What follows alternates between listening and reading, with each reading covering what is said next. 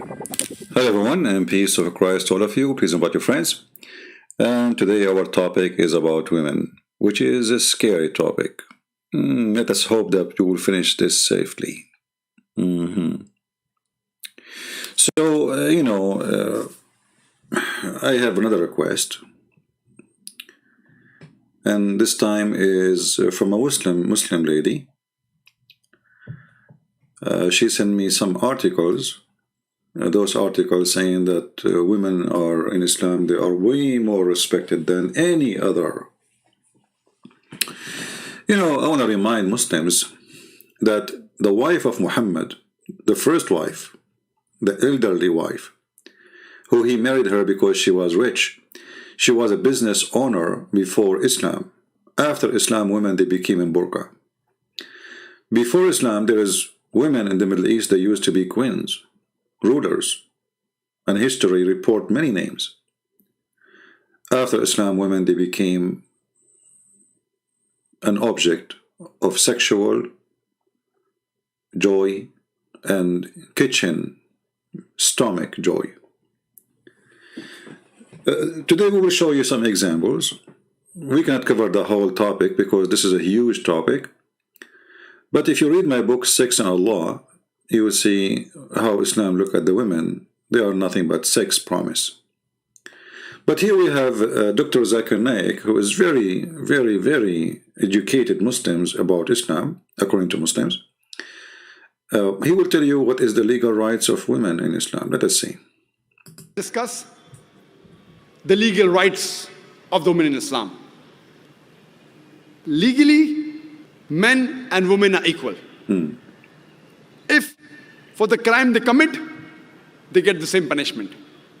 Okay. For example, see here you see that there is no decency with Muslims who explain Islam to us.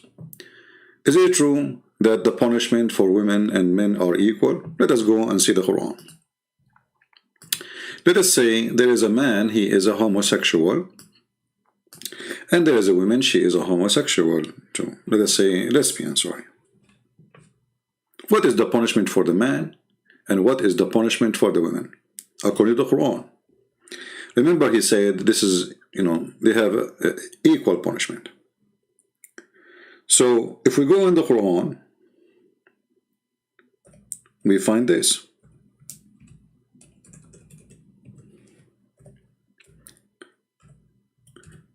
And you will notice right away, this is why we cannot consider any Muslim from those who speak to us in YouTube or who claim to be cleric to be decent and honest to explain Islam to us.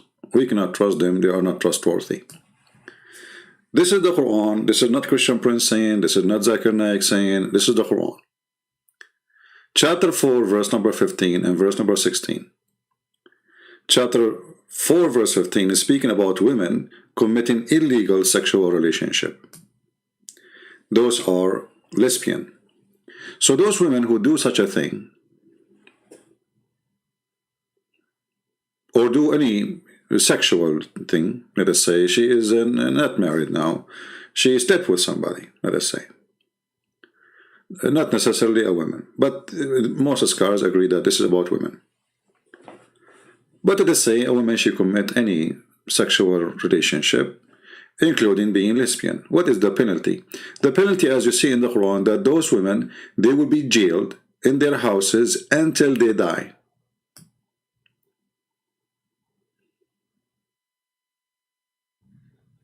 This is the punishment of a woman committing illegal sexual relationship, which is like being lesbian. What is the punishment of a Muslim man if he commit the same exact sexual act, if we can call it illegal? If two persons among you, men and women, they commit illegal sexual intercourse, then and both those two men, if you change the translation, you will see this is why. If you remember yesterday, we have a Muslim, is an African Muslim. He asked me to read it from Rashad Khalifa translation, you remember? And we notice right away that in the chapter we were reading from, 79, verse number 30, you know, there is the whole sentence is taken off from the Quran, and he changed the whole meaning. So if we go and find different translator, we will find that the Quran totally changed. Let us go to Yusuf Ali. Let us see what he will say. If two men among you, do you see how things change? And the other translation says, if two, and then between two bracket, women and men. In fact, this is about homosexual. If two men among you. And the Arabic is so clear. It says, so I mean, it's even a stupid kid who don't know Arabic yet, like let us say in his 6th grade, he will know that this is about men. But look, we just change the translation, and we find different punishment if two men have sexual relationship together. So, if two men among you, guilty of loudness, punish them both. But if they repent, leave them alone.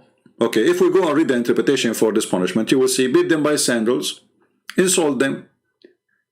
If they repent, leave them alone. So how come the women, they will be jailed until they die for the same crime?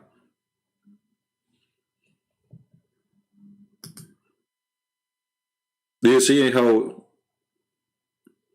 why we say they cannot be considered to be decent people to explain to us their religion? He just said women and men are equal. Is that a God talking? The Muslim, they will say to you, but this is abrogated. Are you saying your God, Allah, he found that he's stupid and he's changed his mind?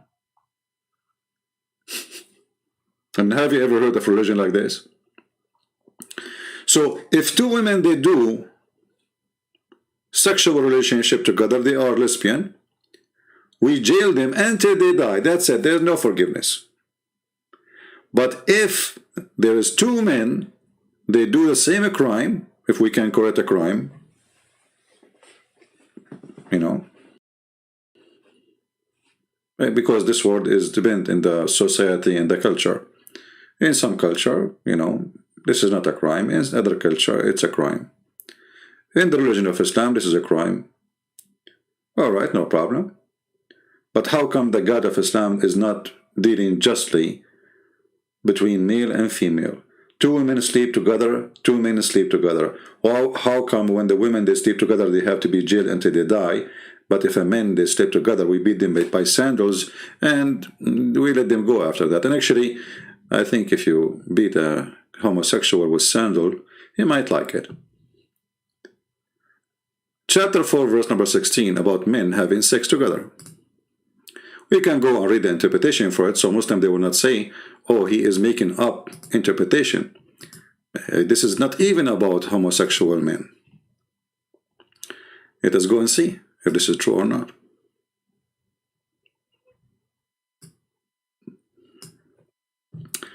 And then when two of you commit that loud act, adultery or homosexual intercourse, punish them both with insult and beating them with sandals. Do you see it? If they repent, let them go. So Christian Prince is not giving you his opinion. This is what the Muslim and the Mohammedan believe. And this is the official government website of the Kingdom of Jordan. And this is Tafsir al-Jalalain. So if a man have sex with a man, we beat them with sandals and we let them go.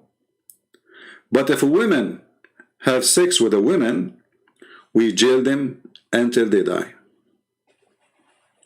But we just heard Zakir Naik said, both they have equal legal right, especially when it's come to punishment. So he's lying. If we go to different verse in the Quran, not only this one,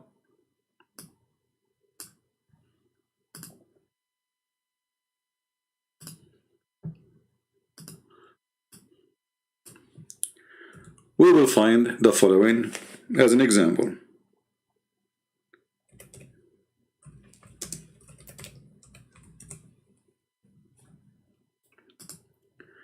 Chapter 2, verse 178.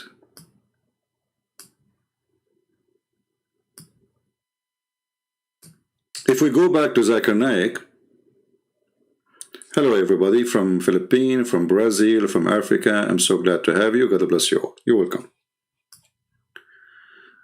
And I apologize if I don't answer you. You know, as you see, we are focusing on a topic.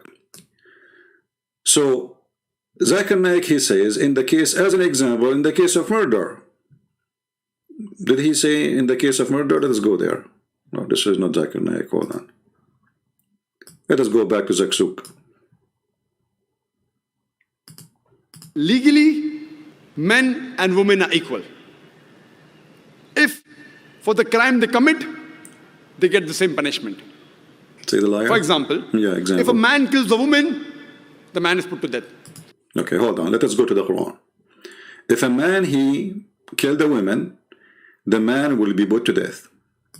So what this book is about, I mean, what this guy is talking about, so why the Quran say something else? Oh, who you believe, the law of equality is prescribed to you in the case of murder. So now we are talking clearly about murder. About what? Murder. The free for the free. So if you kill a free man or a free person will be killed. If I kill your slave, you kill my slave. Slave for the slave. And the women for the women. So if I kill you, if you kill my women, I kill your women. But this guy, he just said, in the case of murder, both of them, they have equal punishment. That's not true. In the case of murder, both of them, the victims, we will have two victims, not one. Because now if you kill my women, I kill your women. So both women, they are not part of the crime. So neither me or you are killed. Zakir Naik will say to you, this verse is abrogated. So here we go again. The Quran. So are you saying to me that Allah, He fixed it? Are you saying to me that Allah, He made a law for the murder and He found that this is very stupid? Are you saying to me you are not proud about this verse of Allah and you are proud about different verse? So you are quoting one verse you like and you ignore the other verse you don't like? Here you see that Islam is not even to be considered. Because there is no way, I mean, even Joe Biden, he don't change his mind every few weeks about an order. I mean, what's wrong with this God? In the case of murder, murder is a murder from the time of Adam until now. Nothing will change. So the punishment should be a punishment, and justice should be justice always. So when Muhammad, he practiced this verse, he was practicing justice or injustice?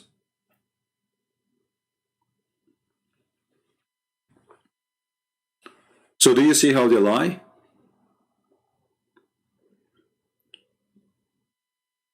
When Zakir Naik says that legal right for women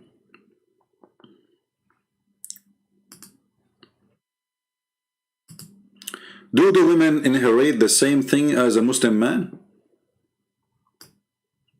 The answer no.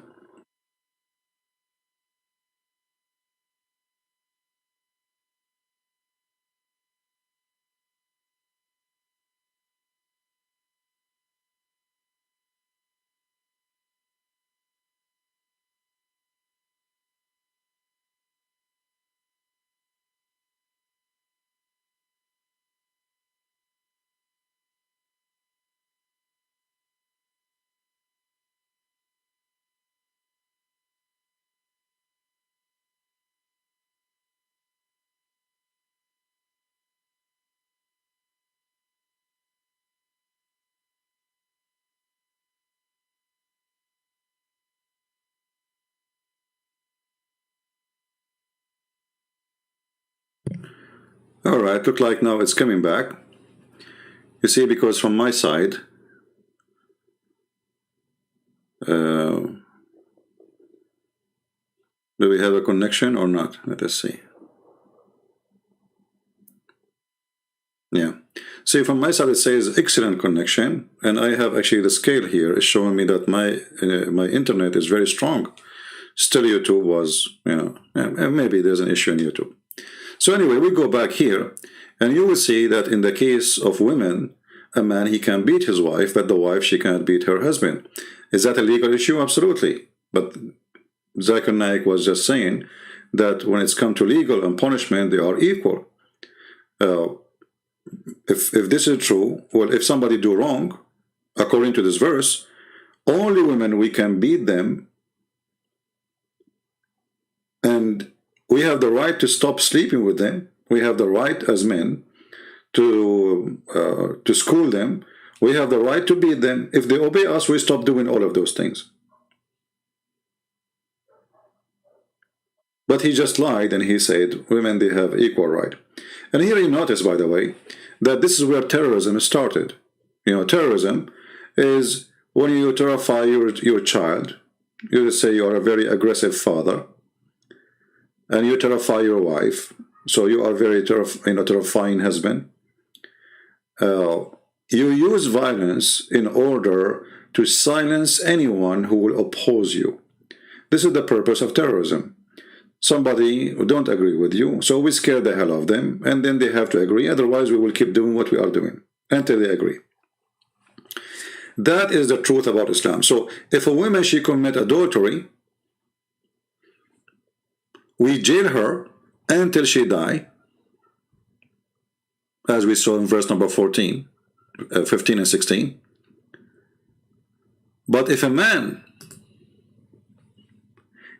two men, they did the same act, we beat them with sandals, and if they repent, we let them go. But if they are women, we jail them until they die.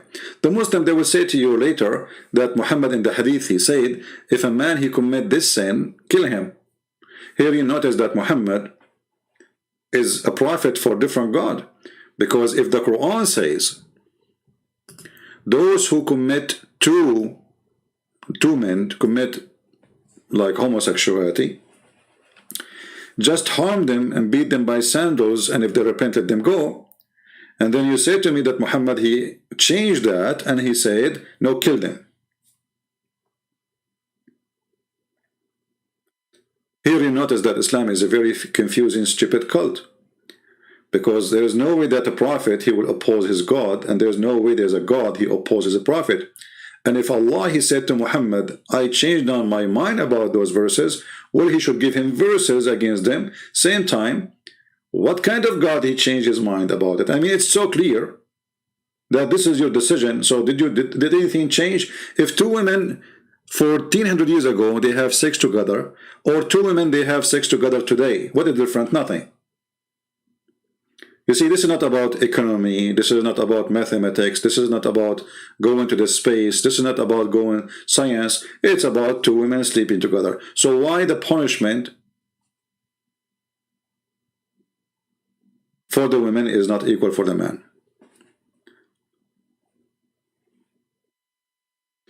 So when they say that in Islam there is equality of punishment, that's a big fat lie. Now we have another person, he's asking the Sheikh a very important question. His wife, she is committing different crime, a high level of crime. Brother Yusuf is facing a dilemma with his wife. Now, he says, may Allah Azza wa Jal grant his wife the hijab of Sulaim. And I would say, Ameen. And he says that his wife loves during Ramadan to watch movies, TV series, listens to music, etc. And he doesn't know what to do. He doesn't know what to do. Akhi, there is a big problem among or between the spouses, the couple. When one of them all of a sudden starts to be practicing. This problem would not have appeared most likely if before you got married, you selected a spouse or a wife to be in the same or better than you in your religious practice. So if I were to get married, I will not choose a belly dancer. Can you believe what this guy is saying? What this woman, she is doing? She is listening to music and watching movies. And he is telling him, I mean, why you do that? If you want to marry, why you want to marry a woman? She is a belly dancer.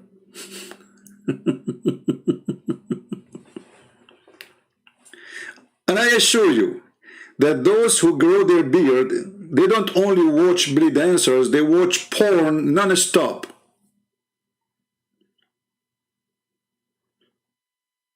Actually, if you go in the Middle East, and any Muslim can confirm or he can deny, but we know, all of us. I remember once in the Middle East, I was in the roof of my dad's house, and everybody working in a satellite dish. Everybody has satellite dish.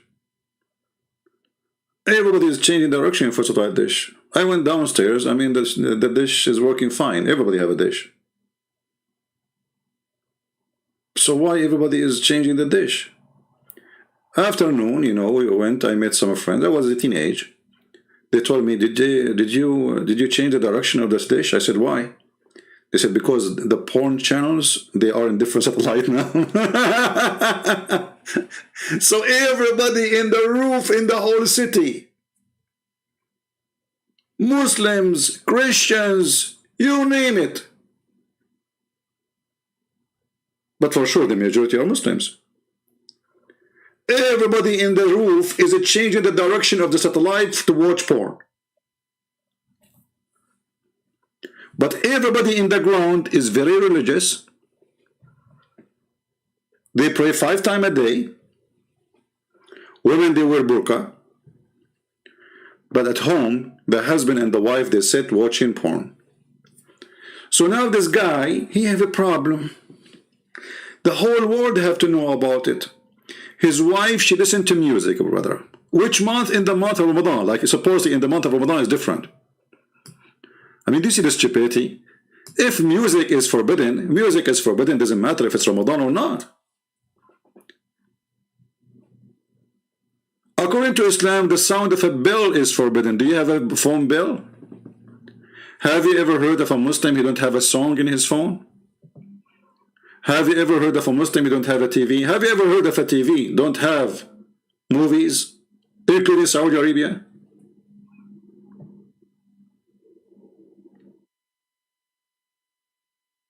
This guy, he lives in Saudi Arabia. How come you don't dare to open your mouth about the new beach is open for the bikini in Saudi Arabia right now? Do you dare? So those people are potatoes, you know, they present something is not even exist. If I go right now to YouTube,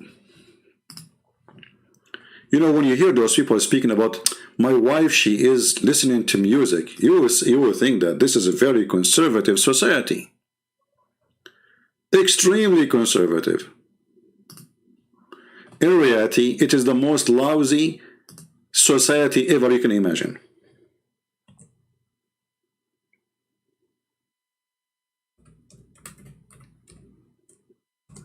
I will type only one word in YouTube.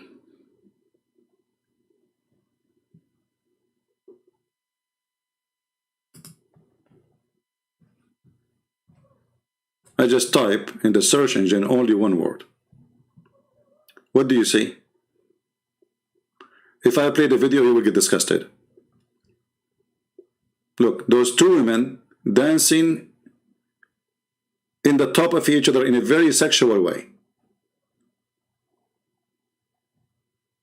And they are wearing hijab. And they are wearing burqa. It's a very conservative society, brother. Extremely conservative.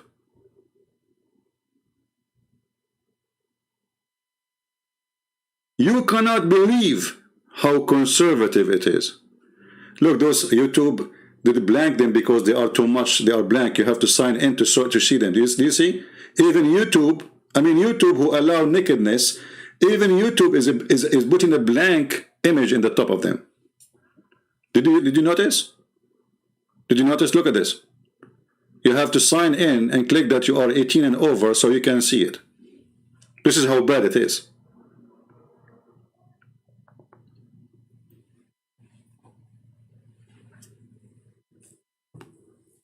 But in their speeches, they say something, in reality they are something else.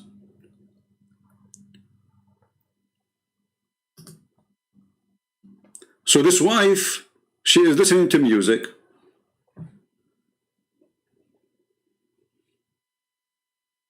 Okay, brother, what we would do with her?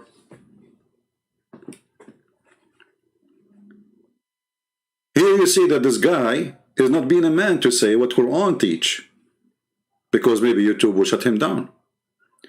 Isn't it the Quran says if your wife disobey you, beat her?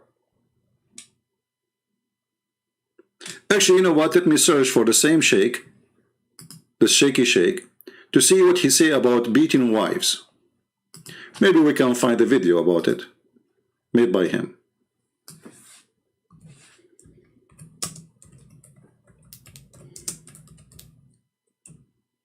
Let us see.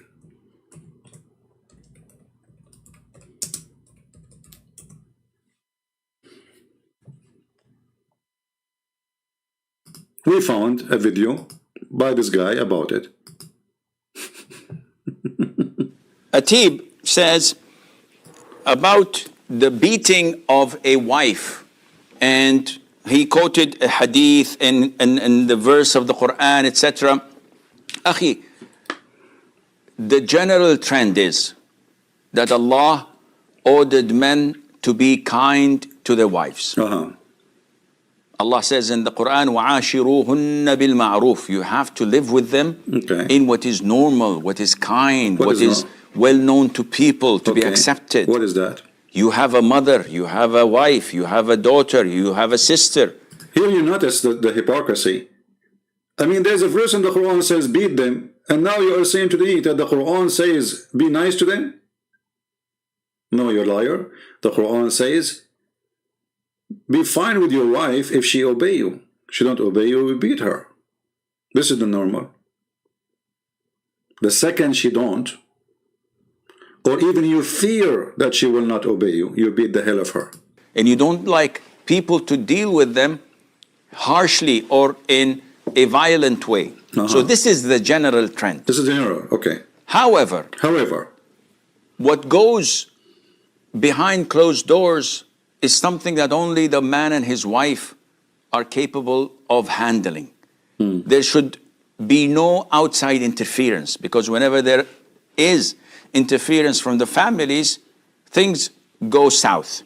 Also, the Prophet ﷺ told the companions that a lot of women visited my wives and complained to them of their husbands beating them. By Allah, they are not from among the best of you. Did you just hear what he said? The women who complain about their husband beating them, by Allah, they are not the best of you, they are the worst. Why? Because they complain that the husband is beating them. But you just said in the beginning, you should be fine, kind to the women. And now you are saying that the woman, she complained from beating her by her husband. For sure, she is a bad woman. So, in Islam, even the right to complain after the man, he beat the hell of you, is taken away from you, because now any woman, she will not complain, because if she do that, the Prophet said that the woman who complained because her husband beat her, she is a bad woman. Another way he's saying she is a whore. She have no right even to complain. And for sure that means she have no right to call the police, because the police will say to her, well, he's your husband, he have the right to beat you. If the neighbor is the one who beat you, we can arrest him. But as long as your husband, well, he have the right to beat the hell of you. So here we see how Islam legally, as Zakir Naik says, treat women equally, to the point the women, she can't even complain about her husband beating her. And complain to them of their husbands. A lot of women visited my wives and complained to them of their husbands beating them. By Allah, they are not from among the best of you. See? Meaning these men who beat their wives are not among the righteous. Look at this idiot. The hadith is the opposite. He says, by Allah, that those women who complain are not the best of you. He make it about the men.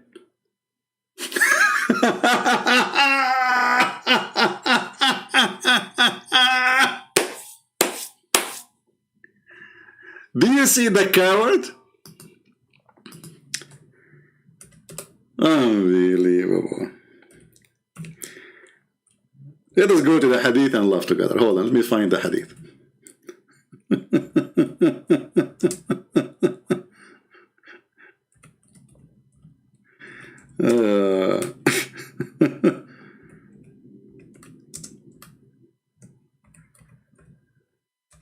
You see, because in Arabic the language is very clear. Actually, this hadith he is quoting, this potato, is the reason for the verse in the Quran to come and to beat women. So how he's saying that if the man he beat his wife, he is the bad? Let us see.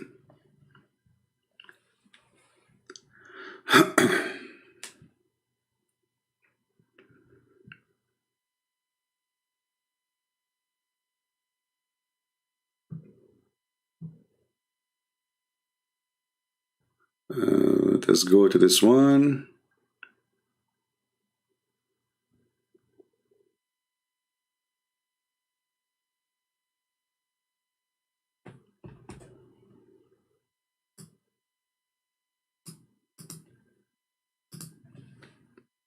And let us see this hadith.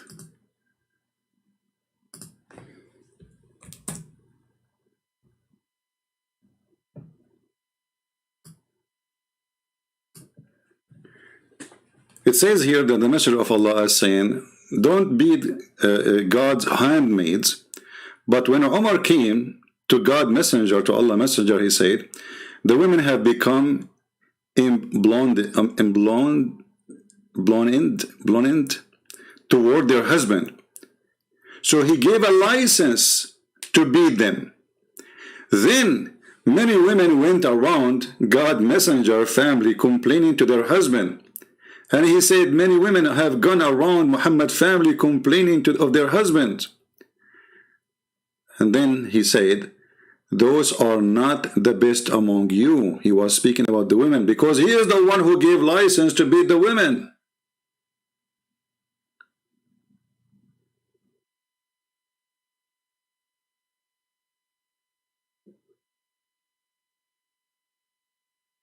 Because what this guy he just said is the opposite from what the license said. The license said, beat your wives. What happened now? Women are complaining.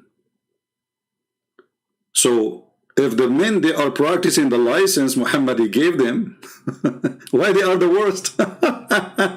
So you see here, he tried to change the meaning of the story when the story is so clear. It's about Muhammad giving a license to beat the women, and those who they are complaining they are the bad.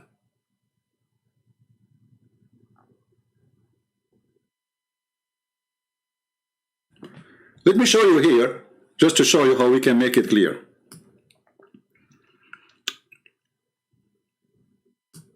Many women have gone around Muhammad family complaining of their husband.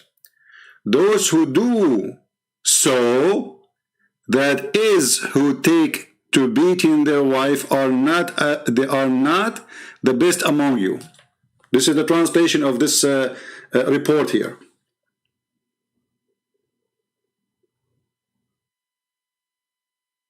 Look what the translation is saying.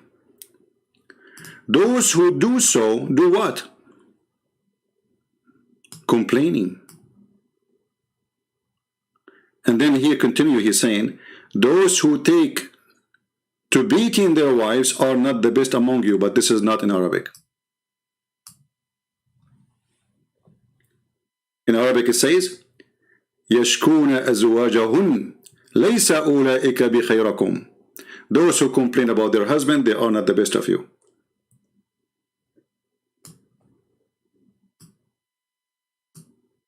Now here we need to ask the question, if the man, let us say for the sake of argument, if the man who beat his wife is not the best of you, so why Muhammad gave them the license to beat them then? You see, this is why the translation and the fabrication is amazing, how they try to cover the stupidity of this cult.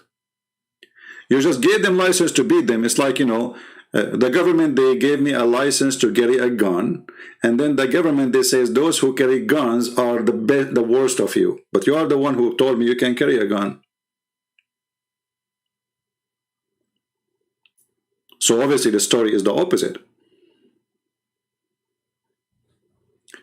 Let us hear more from this idiot, so we can see what more he will add. The pious, those who are God-fearing. And this is a strong warning from the Prophet ﷺ. Now, when we judge things, we don't as Muslims refer to the United Nations. We don't refer to the Geneva Convention. We don't refer to man-made laws made by the disbelievers and the kafirs. We refer to the Quran and the Sunnah. So if you go to verse 34, chapter 4, I'm giving you the reference. وَاللَّاتِ تَخَافُونَ نُشُوزَهُنْ, those whom you fear their disobedience, their rebellion. What to do with them, the women? What to do? Then you should advise them. You should give them counseling. You should remind them of Allah, of how bad this is, how sinful it is, and that they are doing something that Allah does not love. فَعِظُوهُنَّ. If this doesn't work, وَهْجُرُوهُنَّ فِي الْمَضَاجِعِ, then you have to abandon them, but this is only in regards of intimacy. So you sleep with her on the same bed, but you don't have any intimacy. You don't hug her, you don't kiss her, you don't have any hanky-panky. Yeah, give her a face, hanky-panky. And this goes on like the issue of advising her for a while, not for a day or two, or for a moment or two, maybe for a couple of weeks, 3 weeks of advising. Didn't work, then abandon being intimate with her for 3-4 weeks. This doesn't work. Then the last and third and final resort is to beat them. So Allah doesn't say bring a baseball bat to beat them up with it. We beat them with what? Ibn Abbas, when who is one of the great interpreters of the Quran, was asked how to beat them, he said, with this. You see this twig? Yeah. If I beat myself with it, I'm not going to be affected. He said. Here you see the deception, you see. The miswak is a long route. This guy is holding little brush for his teeth, and he say, this is how we beat them. Who is stupid here? I mean, who is going to believe this garbage? So you are beating her now as a last solution, and this is beaten by a toothbrush? Are you tickling her, or you are beating her? You see the stupidity?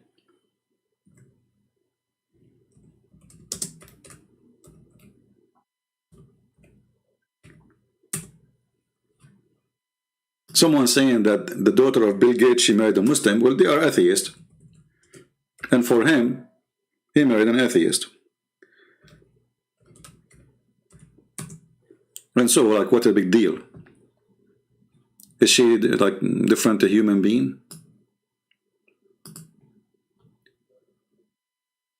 This is the miswak. Let me show it to you on the screen so everybody will laugh about what this guy is saying.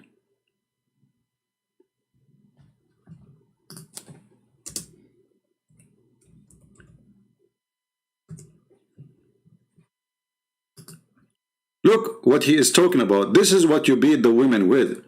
And this is after they cut it pieces and they make it small. Let us put it in the screen.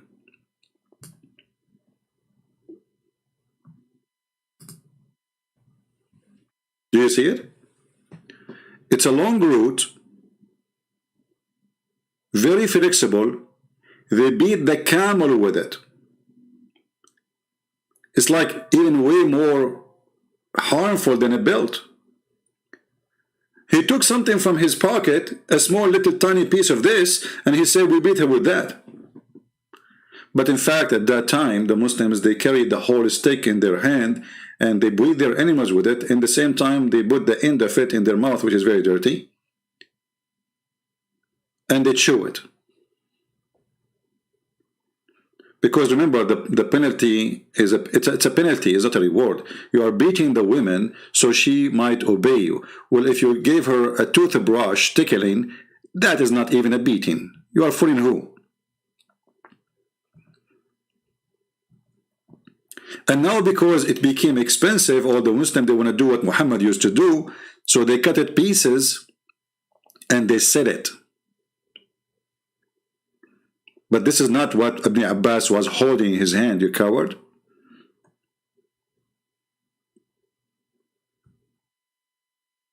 The miswak is a very long root. It's a root. It's not even a branch of a tree. It is a root. They have to dig in the ground in order to get it.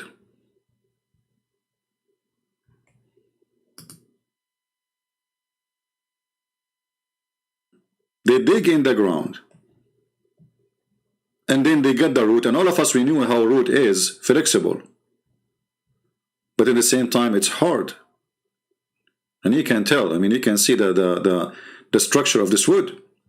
So they lie and they say, oh, this is not really a big deal. This is what they beat the wife with. You see, this Abdul is selling them.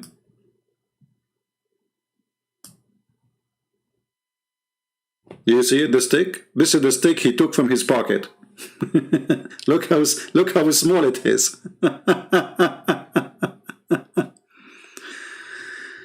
I mean, cowardness, lying, deception is the business of Islam. Brother, it is this, you beat her with this. With this, brother. With this.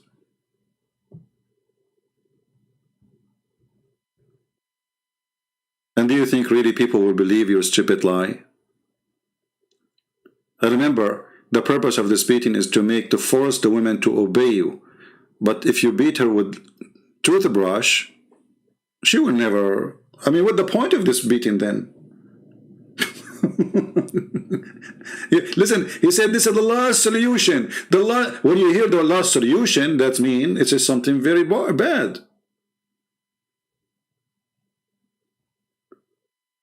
Well, if you beat a woman with toothbrush, she will like it. Maybe even she might get excited.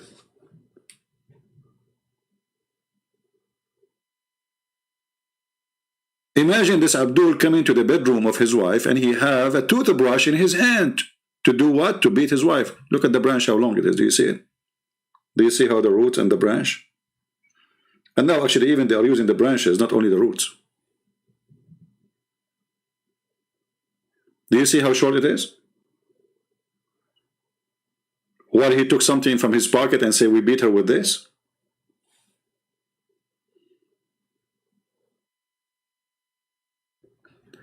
Let us go and get them busted from their prophet story. A woman, she come to Muhammad, and her husband, he did beat her until her skin became greener than her clothing. The guy, he just said to us, we beat them with the toothstick, and very short thing. Read carefully. Rif'a divorced his wife, whereupon Abdul Rahman ibn etc. blah blah blah, he married her. So this is a woman. She got divorced, and she got divorced 3 times. And according to Islam, if you divorce your wife 3 times, she can't go back to you unless she go and F a new husband. If, not marry only. She have to do nikah, not only marry. So this woman, she married another husband, hoping that she will make him divorce her, obviously, by not sleeping with him, so she can go back to her husband. But look what happened. This guy, he started beating her, and this woman, she was the lady, Aisha, she said, the lady wearing a green veil, and complained to Aisha of her husband and showed her a green spot in her skin caused by beating. So what the Muslim used to use? They use something will cause a green spot on the skin. Is that a toothbrush he took from his pocket? Let us go back to the toothbrush.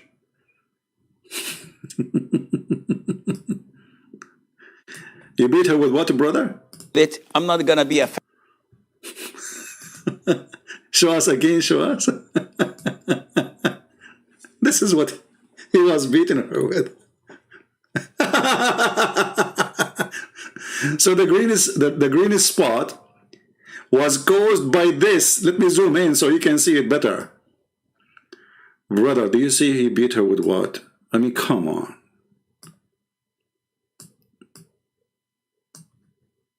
Do you see, brother? This has caused nothing, caused no harm. Okay? So how come the husband, he did beat his wife in the time of your prophet, and he made her skin greener than her veil? And not only that, you see, if the guy, he did beat her and he made her skin greener than her veil, and Muhammad, he said to him, shame on you, then he's right. This guy right. But Muhammad, he took the side of the man. He did not even question the man why there is a green spot in her skin. We can read the whole story. So it's caused by beating. Okay, and then it says, it was the habit of ladies to support each other. So when Allah Messenger came, Aisha, she said, I have not seen any women suffering as much as I believe in women. So Aisha, she is witnessing that Muslim women they have the most horrible life ever. No women suffer as much as I believe in women. Who is saying that? Not a Christian Prince. So if a Christian Prince says Muslim women, they have the most horrible, miserable life, he's not lying. Because he is just saying what Aisha, she was saying. And Aisha, she is a first-hand witness. And she is almost God for the Muhammadan.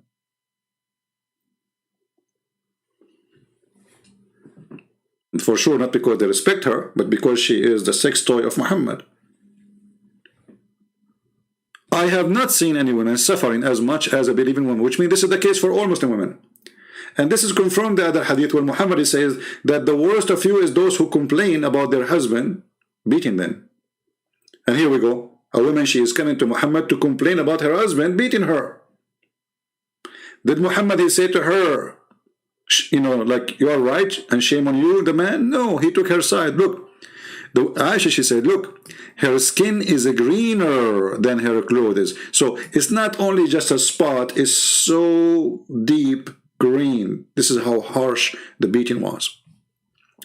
When Abdul Rahman, this is the husband, heard that his wife came to the Prophet, he came with his two sons from another wife. And she said, by Allah, I have done no wrong to him, but he is impotent, like Muhammad. And he is useless for me, like this, holding her dress, which means he cannot sleep with her. Abu Abdul Rahman, he said, by Allah, she had told a lie. I'm very strong and I can satisfy her, but she is disobedient and want to go back to Rif'ah. We will go back to disobedient. Okay, let us say for the sake of argument, this woman, she's lying. The woman, she don't want to sleep with you. What is the solution on Islam? Beat her and rape her. Because that's what Muhammad will say to her now. Allah Messenger said to her, if this is your intention, then you know that it's unlawful for you to remarry Rif'ah unless Abu Abdul Rahman, he do bang bang with you. By the way, the translation is absolutely false. Muhammad, he did not say unless he have a sexual intercourse. He said, unless he taste your juice. Unless he taste the water of your vagina. I can go right now to the dictionary and you will see, I showed it before in the previous video. You can watch it. Usayla is the orgasm. The orgasm. So the woman, she is beaten now. The man, he did beat her. The woman, she is coming to Muhammad.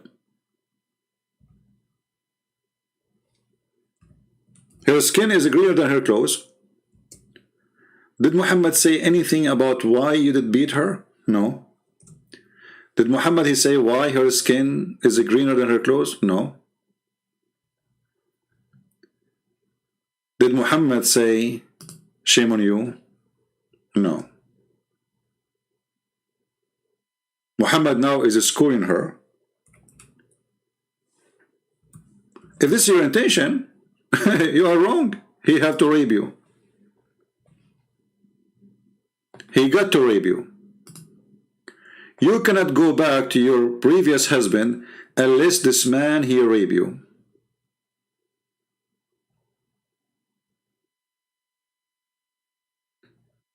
What kind of a justification would be for such a thing? And then he said, the Prophet then he saw the man, they saw the two boys of Abdul Rahman, and asked him, are those your sons? Abdul Rahman he said yes. The Prophet he said, you claim what you claim, speaking to the women, i.e. that he is impotent. By Allah, those boys resemble him as a crow, resemble a crow. But look at this stupidity. Maybe the man now he cannot do it, and obviously the women she don't want him. Secondly, why a woman she wanna go sleep with the man he's beating her? Number three, what is justice? Why you are forcing the women against her will to go and sleep with the women? Obviously he is bad. So here you see Muhammad saying that you beat your wife to force her to go to bed. You beat her into when? You beat her into her skin is greener than your clothes. Muhammad he did not say one word about the man. Why you cause those marks? He didn't say, I said to you, beat her with the toothbrush. What is this? Okay, no problem. You want to sleep with her, and okay, I will speak to her. But why you did beat her until you made her skin greener? Muhammad never complained. He took the side of the man, and he say, if this is your intention to go back to your previous husband, you should know that you cannot do that unless he tastes your orgasm. In different hadith, until you taste his orgasm and he tastes your orgasm. The Muslim they translate that as sexual intercourse. Well, for sure it is sexual intercourse, but why you are changing the words? You see here in the same story, they put it there, taste your sweetness, and you taste his sweetness. But this is false translation too. Taste your orgasm. What sweetness? And why they are putting the word sexual intercourse when Muhammad is speaking about tasting your orgasm, which means you have really to do your job and make him happy in the bed. Do you see it? This is why it's very important when you want to talk about Islam to know Arabic, because their translation is always a fabrication.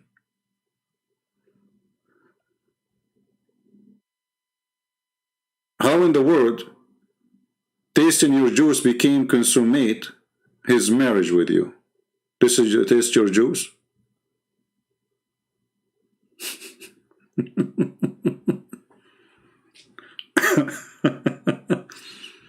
Look here, translation. Unless and until you enjoy the sexual relationship with him and he enjoy the sexual relationship with you. What kind of justice does justice says? So you want to go back to your husband? Okay, no problem. Well, you have to F this guy and he have to F you until he enjoy you. And you have to be sure to give him a good orgasm. After he finish, you can go back to the other husband. And this is, by the way, a rule proving again that Muhammad, he abused women in extreme filthy way. Because why if a man, he divorced his wife 3 times, You punish the women, not the man. And why you allowed divorce to be so easy if you are against it? What about saying that the man who divorced his wife 3 times, somebody have to F him? Not to F the women. Because she is not the one who did it.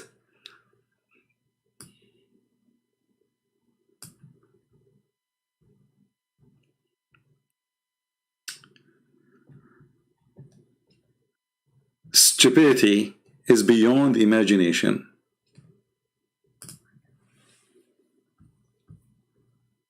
This is chapter 2, verse number 230. It's unlawful for you, if your husband divorced you 3 times, to take you back unless you go and F a new husband. And if you don't F him good, the other husband will beat you until your skin became greener. And this is the only way to go back to your children from the previous husband. Because obviously this woman, she don't care really to go to the husband, but most likely she have a bunch of boys and girls waiting for her at home. She's forced to marry this guy. And you can tell from the story, most likely maybe, that she is lying. Which means the filthy Muhammad and the filthy God of Muhammad, if he exists, he forced this poor woman, who she is a victim of divorce. She is not the one who divorced the husband.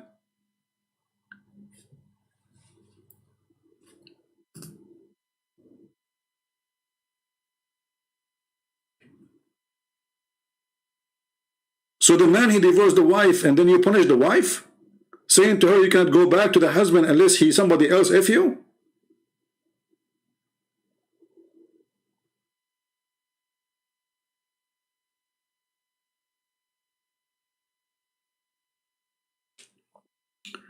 And the Quran go far in the abuse of women.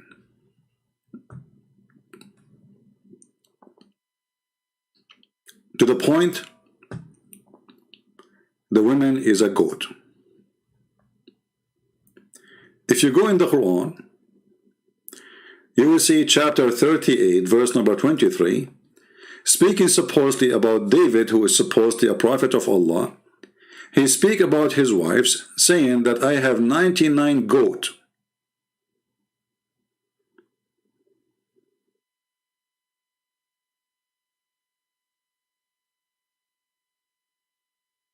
Do you see it, Muslims? I have what? 99 goats. Question to Muslims. Why the Quran describe the wives of David as goats?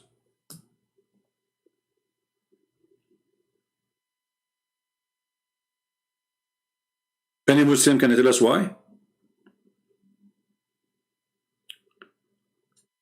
If we go and read the interpretation, the Muslim, they will tell you why those women are called goat. Let's read the interpretation. What happened to this website? Is not working. Here we go. The official government website of the Kingdom of Saudi Arabia.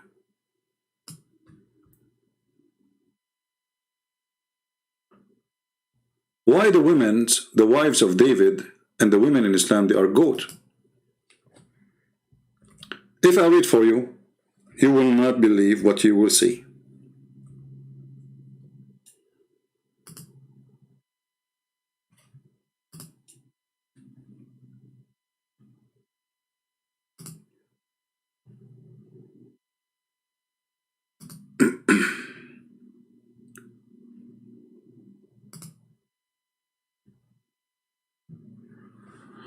Let us see here.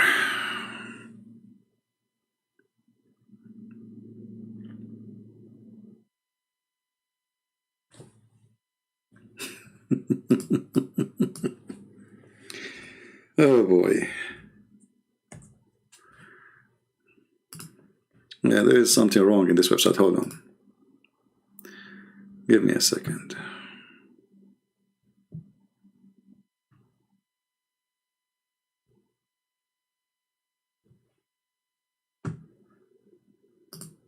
Actually, this is the interpretation of the verse before it. Hold on, yeah. The verse after it. Okay. This is verse 24. Let us go to the verse 23. All right. And now, okay. People, I will put in front of you a reference. I want you to read carefully, and I want the Muslim to challenge me. I want the Muslims to make videos exposing my lies, proving that this is not true. This is the interpretation of Al-Qurtubi.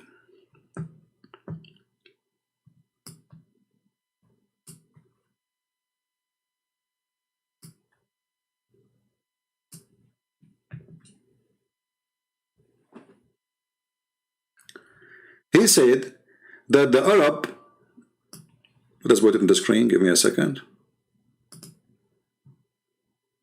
The Arab, they call women goats or sheep. Okay? And here he continue. He says, and she can be called a cow or a female camel, because all of them will ride them. So why the women, they are called goat or a cow or a camel? Because all of those will ride, including women. Can you believe that this is a religion like this? Translate to English, maybe Christian Prince is lying.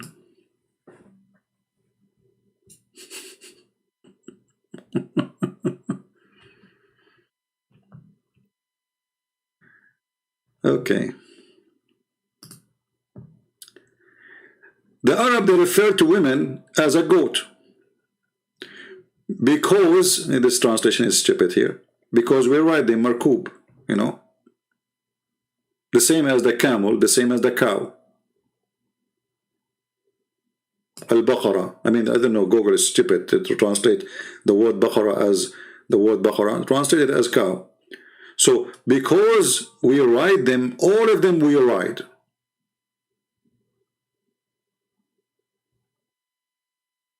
Maybe if we open Google Translation and copy, text alone will work better. Let's see. Google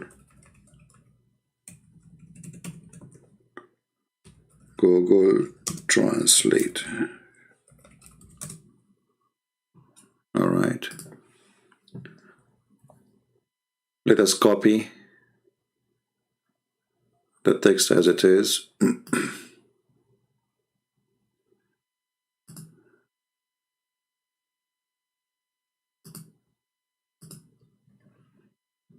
All right, we go here.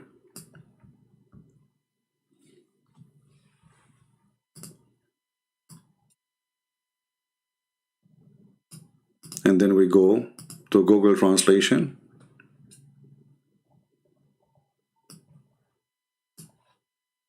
Let's zoom in.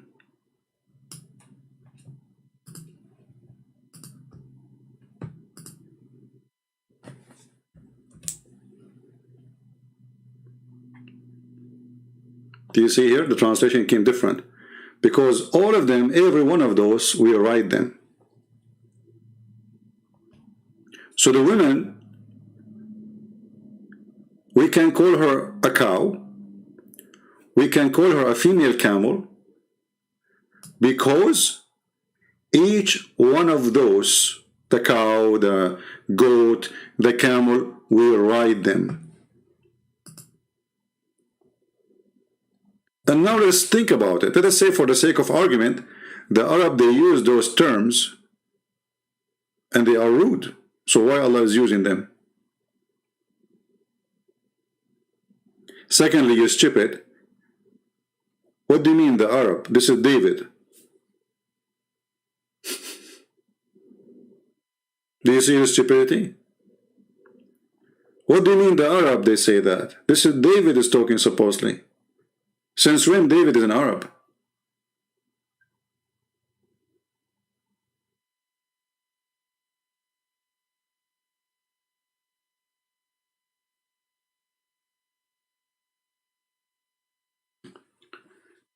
So those people, when they speak about women, they do their best to put some makeup on the face of Islam to make it look nicer. But in reality is, Islam is the most ugly place for a woman to be. Like one of you mentioned that the daughter of Bill Gates, she married a Muslim. Do this guy dare to practice Islam on her? He will never dare. He will be like a potato next to her. She will be riding him. He will not be riding her. Can he beat her? Can he jail her in her room? Do he dare? So what kind of Islam he is going to practice with her? He will not practice Islam. He will not dare to practice Islam. But if she is his wife and live in the Middle East, and she is nobody care for her, he will ride her, he will beat her, he will humiliate her, he will abuse her. I mean, this is his right.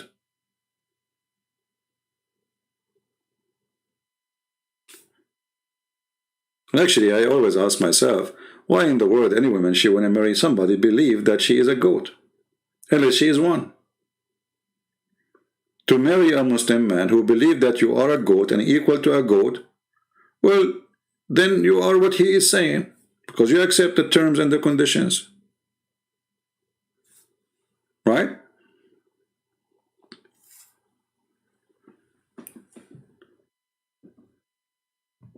Actually, Muhammad, he go way more far in his ugliness against women. Muhammad, he consider every woman is a devil. So when you marry a Muslim, you are marrying somebody believe that you are an image of the devil. Am I making things up? Read it. This is their prophet, and this is a very authentic report, which means Muslims, they have no question if this is true or not. Muhammad, he was sitting outside with his friends. He saw a woman. Look how decent the man. You see, a man, he is married and he have tons of wives and tons of sex slaves. A woman walk by, he gets so horny, he leave his friends to go F his wife. And his wife, she is tanning leather. In case you do not know how hard this job is, you know, you have to boil water, add color, put the leather, blah, blah, blah, blah. It's a lot of work. And Muhammad is just drinking his tea outside or whatever drinking. He's drinking ginger. He promised the Muslim in heaven you have a ginger with the wine, which is very weird. So, just because the Arab, this is what they use for drinking, Muhammad, he promised them, he said, don't worry, you will have it in heaven too. So he saw a woman walking by, he came to his wife Zainab, and she was tanning leather, and he had sexual intercourse with her. Then he went to his companion, look at this filthy. He just went there just to do boom boom. It's like a mule. And then he said to his companion, who he left them, because now he given one excuse why he left. Well, the guy, his penis is in trouble. He's a decent man. He's keep looking at the women in a sexual way, obviously, because why if a woman, she walk by, you get horny, unless you are looking and thinking about her in a sexual way. Correct? I mean, all of us, we go on the street. Do we get horny just because we see a woman in the street? Are we animals? Are we horses? Are we donkeys? We're human.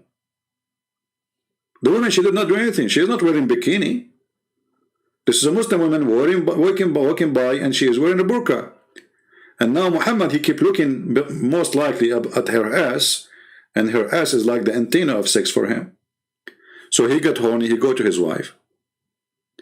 And then he said, after he came back, the woman advances and retires in the shape of a devil. But the woman, she did nothing. But look what he said. The woman, she advances and she retire. So it doesn't matter what you do if you are a female. Just walk by, you are the devil. You go back home, you are the devil. You come from home, you are the devil.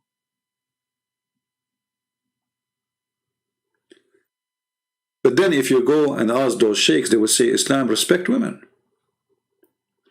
You see, he's not talking about a specific woman. He says women.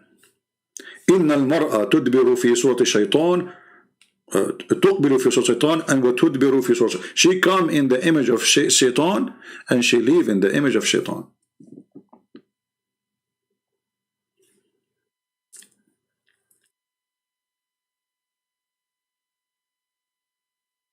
So why in the world any woman she want to marry a Muslim? And by the way, if you are a Christian woman, you can't marry a Muslim.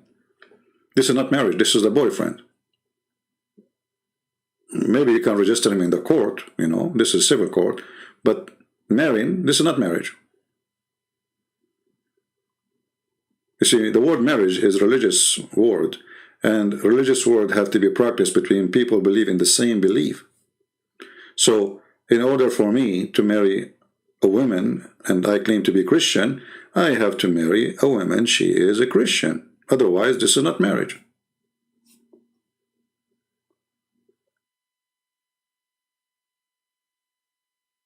Because marriage, you know what the Bible says, what God unite, no man can divide, right? So the marriage is done under the name of the Lord, not under the name of the pen of the court. And we don't have the same Lord to bless our marriage. While Jesus, he ordered the man, he said, okay, you will be the Lord of the house, you are the master of the house, no problem. But you will be the same as a Christ. He gave himself to the church. So the Messiah, he made the women equal to the church, which means the duty of the man is to give himself to his house, to his wife, is to be a servant of the house, even though he is the master. This is why you see Jesus himself, he washed the feet of his own disciples. And he said to them, if you don't do that, you don't belong to me. So the master of the house in Christianity is not the same as the master of the house in Islam. A master of a house in Christianity is a man who loves his wife, take care of her, not a man who beat her. The second you are beating your wife, you are breaking the command of God. Where Jesus, he said, the same as the Messiah gave himself to the church, you give yourself to your women.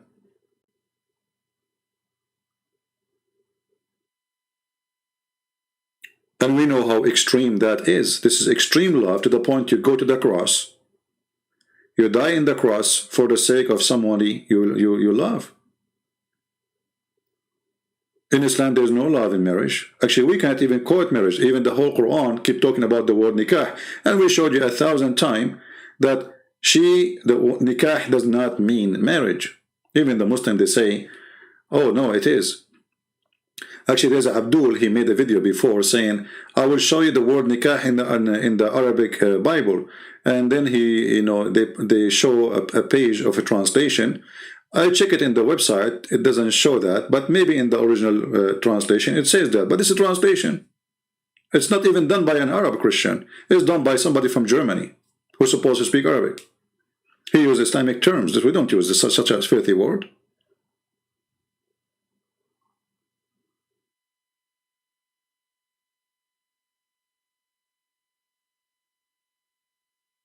If Islam actually give any respect to women, then we should have even the same equal, reward in heaven.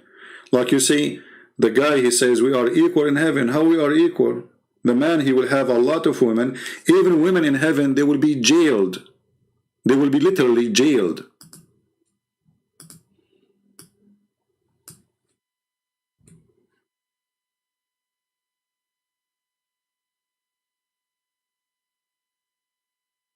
Let us see what the Quran is saying.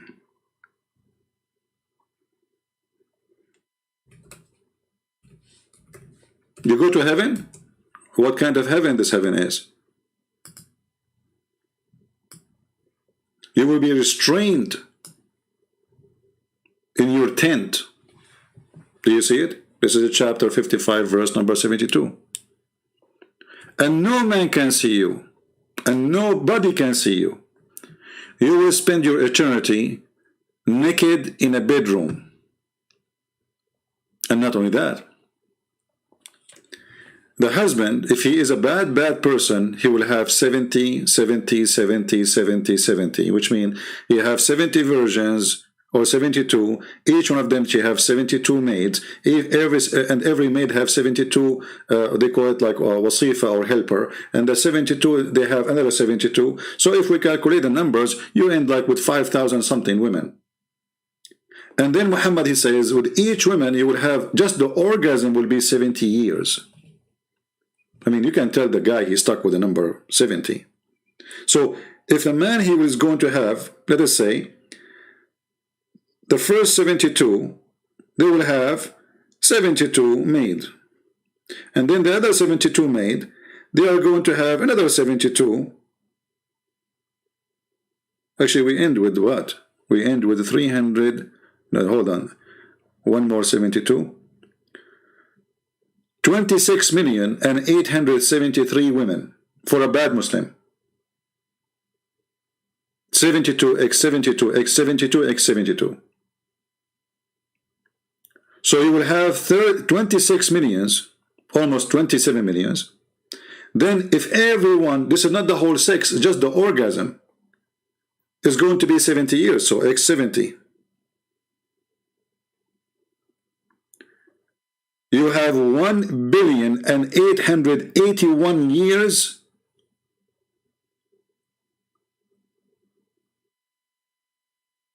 to go back to the first woman you slept with. To make it simple for you, as long as I'm going to sleep with all those women, and then with everyone, the orgasm alone is 70 years. Are you getting my point? So those women, which I'm going to sleep with them, if I step with a woman today, let's say woman number 1, in order to sleep with her again, I have to come, she will have her turn back after I have 1,881 years of orgasm. This is just the orgasm alone.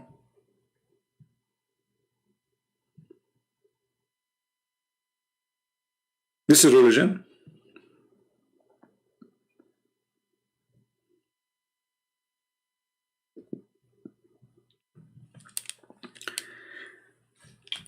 And not to forget to mention, Muhammad, he claimed that the most people who will go to hell are women. The majority of hellfire is not men, they are women. So Muhammad, he came to the women, he saw a group of women, and he said to them, give me money, give me your ears, give me your jewelries. Why? He said, I saw the majority of you are going to be in hellfire.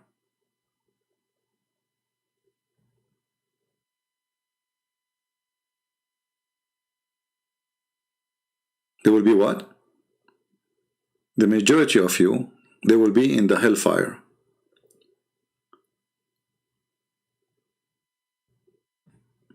Okay, how we can fix that? And why women, they will be the majority in hellfire, which showed you Muhammad, he believed women are the shaitan. So I saw the majority of hellfire are women, which means this is going to happen. That's it. The majority of women, the majority of hellfire are women.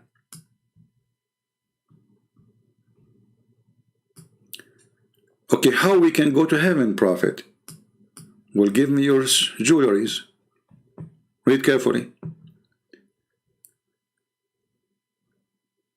Give it charity. Give it charity. For most of you are the fuel of hell. A lowly woman with dark cheek said, oh, why, Messenger of Allah?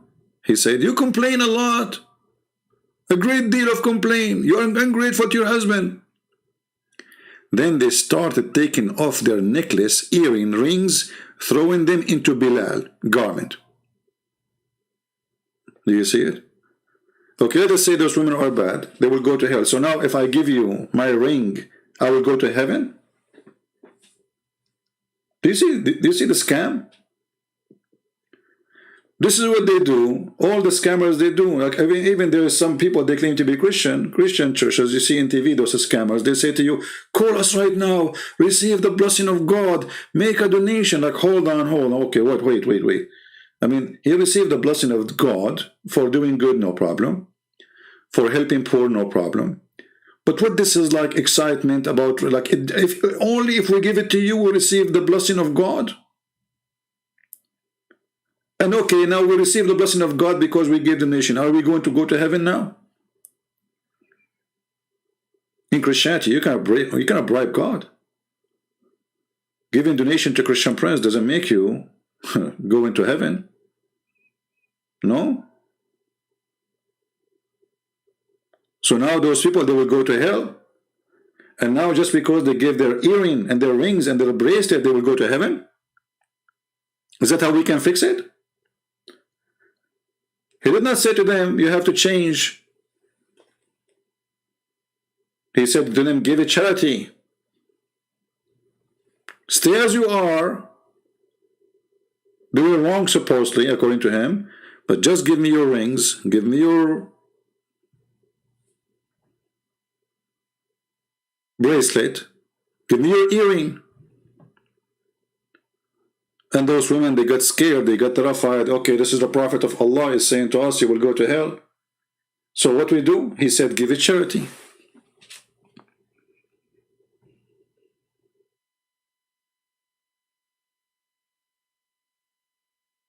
Right? Well, supporting people who serve Christ in Christianity is not what will grant you to go to heaven. It is just one of the fruits of you being as a Christian.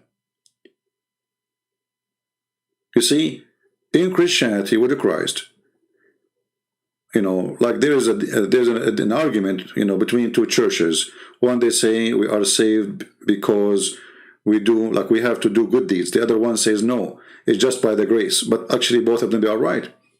Because you have no grace if you don't have a fruit. And if you have no fruit, you have no grace.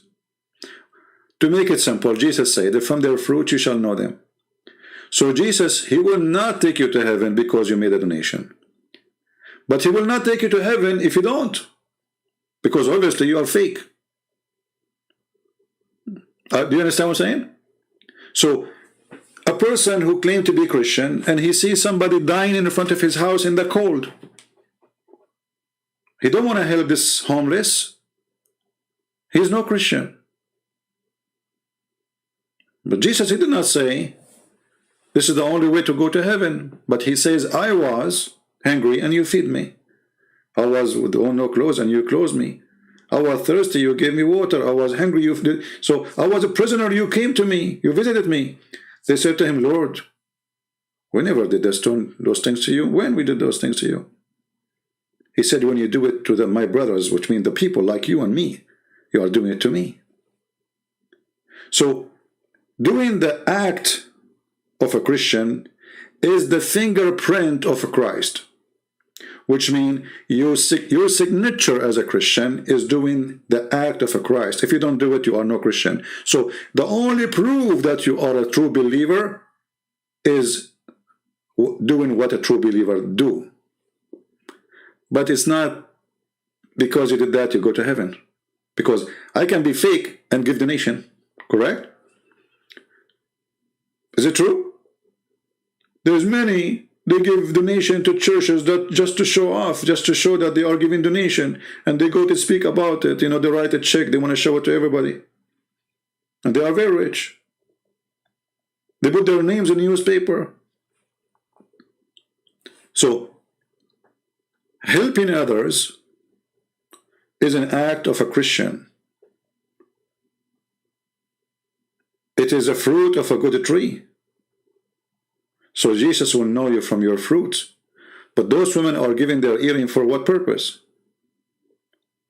And how giving your earring and your bracelet is going to take you to heaven? You see, those women, first of all, in the Middle East, and until now actually, we don't have any kind of security. Like in USA, if you get over 65, you have like a retirement, let's say, social security payment, something like that. But there's no such a thing. So the women, their gold, their jewelry, this is all what they have in their life. This is their security. So when this woman, this poor woman, she is given what she owned. This is what her husband, he gave her when he married her as dowry. So she owned it. Muhammad, he just stripped her from everything. If her husband divorced her now, she will get nothing.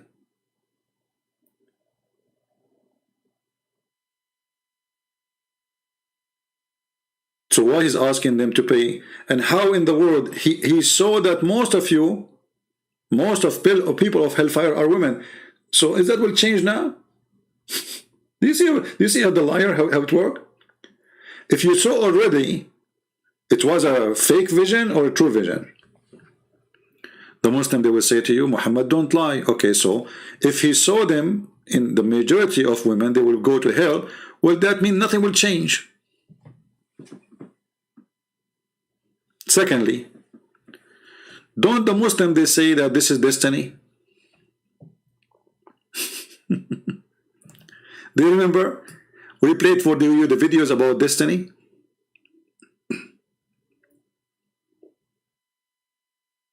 Do you remember? Who remember? Destiny. So if a man or a woman do something bad according to Islam, it was a destiny. So what this garbage is about? I pay charity, I don't pay charity, it's a destiny.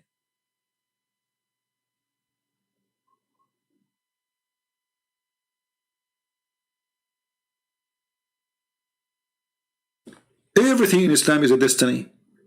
If a man have sex with a woman, is that a choice he do? Or he does? No. It's a destiny.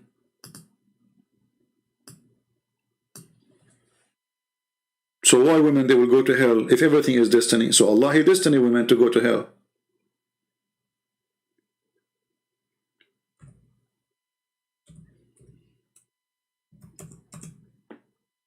Read carefully. Muhammad is speaking, saying, verily Allah has fixed the very portion of adultery which a man will indulge in which he of necessity must commit. You see it? Allah, he fixed the very portion of adultery which a man will indulge in. Okay, hold on. He just said that the man will indulge in. So why Muhammad did not say most of people of hellfire are men? You see, men usually is the one who kill. Men usually is the one who do women abuse, child abuse, sexual abuse, rape, child molestation like Muhammad. So if you think about it, if it's about justice, the one who should be the majority of hellfire, it should be men, not women. Women usually, not always, they are the most kind, the most peaceful, not always. The most, let us say, most of women crimes cannot go and reach, usually, I'm talking about usually, the standard. Like if we go and see how many male in jail and how many female, we will find that the number of male are way, way higher. Especially to violent crimes. How many women we saw them, they are doing child molestation. Compare them to men, we will find there's no compare. So why the majority of people of hellfire, they will be women? And as long Allah is the one who fixed our destiny of adultery, and adultery does not happen just by a male alone, right? So when Allah, he made a destiny for the man, obviously he made a destiny for the women too. Because the man, he will not have sex with himself. There's a woman, she called the Islamic scholar, asking about, she said that she is getting older. She became like 30 years old, and this is in the Middle East. This is old age. If you are 30, you are at risk that nobody will marry you. They like to marry, very young. So she said, I'm afraid that I'm not going to get married. He said to her, my daughter, my sister, don't worry. The Prophet, he says, it's written on every vagina the name of the one who will if her.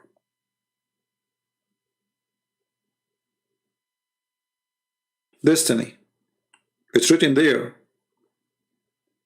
Maybe now that woman, she took her phone, she started taking pictures of her vagina to see if the name of the guy who will F her is written there. مكتوب على كل فرج اسم ناكحي. It's written on every vagina the name who will F it.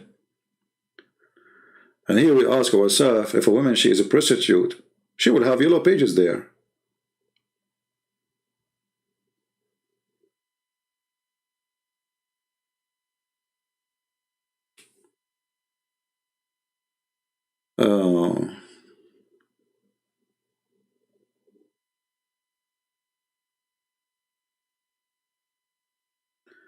There is 2 eras of a human civilization and many years of God, BC, before Christ, and any 2 human civilization. I will explain that into Quran. I don't know what you are talking about, Grace, but anyway, focus with me on the topic, guys. Focus with me, especially if you are a female.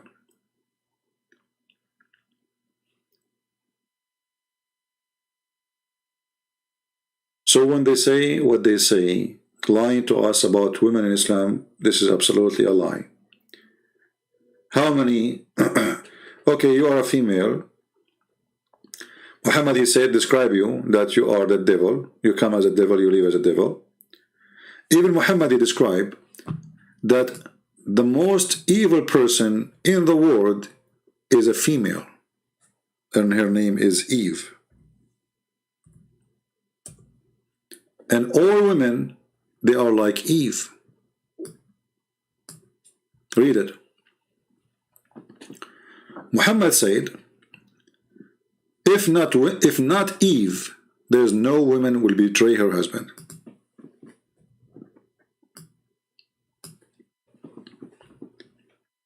A Muslim will say to you, well, the Bible blaming Eve for the sin of Adam. This is true and false. The Bible blamed both for the sin. This is why God, he punished them both. Same time, Adam, let us say Adam, he listened to Eve. Why he listened to Eve? And Eve, she was deceived by the devil. And he was deceived by the devil too. Through who, doesn't matter. So, Muhammad, he made it clear.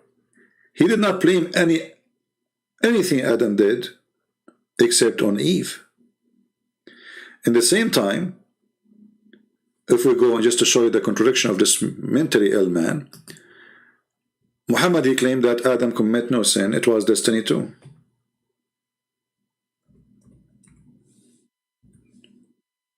It was destiny. So why he's blaming Eve for the sin of Adam? Here you will see right away the stupidity of this man.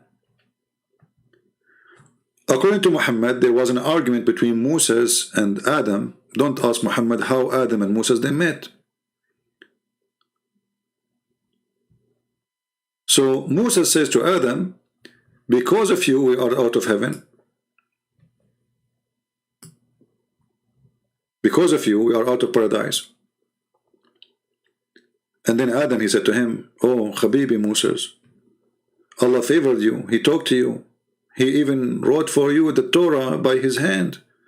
Do you blame me for an action which Allah written in my fate 40 years before my creation? Okay, hold on. So, and Muhammad, he agreed with Adam. This is why Muhammad, he says, so Adam confuted Moses 3 times. He repeat that, confuted, which means he refuted him. So Muhammad, he believed that Adam, he did not commit any wrong, except the plan of Allah, which is written for him to do. And he had no choice, it's a destiny. And even Allah, he wrote this plan to Adam to commit sin 40 years before He created him. Okay. And Muhammad agreed that we can't blame Adam for the sin. So why he is blaming Eve for the sin of Adam? This is stupidity. Because if I cannot blame Adam for a plan Allah wrote for Adam 40 years before He created him, that means Allah, He wrote that Eve, she will mislead Adam too. Correct? So why He is blaming Eve? Here you notice that we are talking about a person, he is mentally ill. This man, he hate women, and at the same time he want to have as many as he can. To the point, even when he want to sleep with the wife of the Pharaoh, the sister of Moses, the mother of Jesus. Any famous women, Muhammad want to sleep with her. Allah, he promised him to be in his bed.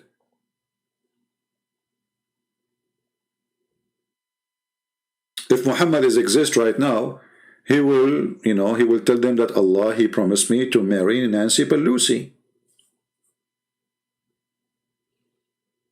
Because she is the most pretty woman in USA. And the most smart.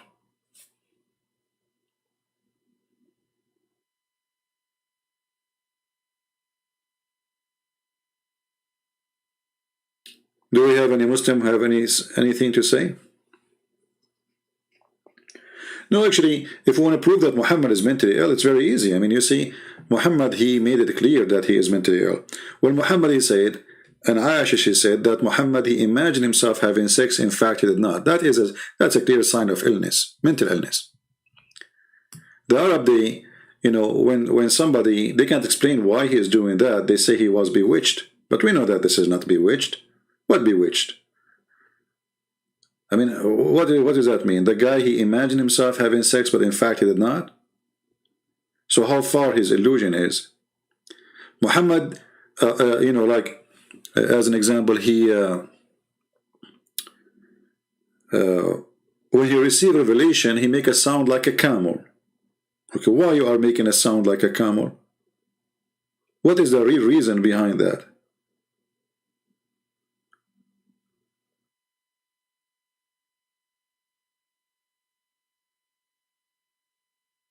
If there's a reason?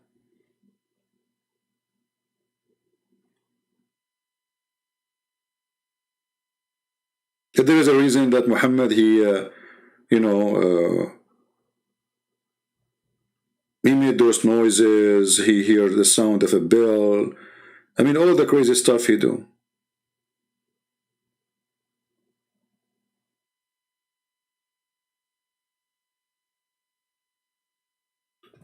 Muhammad, he hear a sound of a bell, and this is how God, he sent his message to him.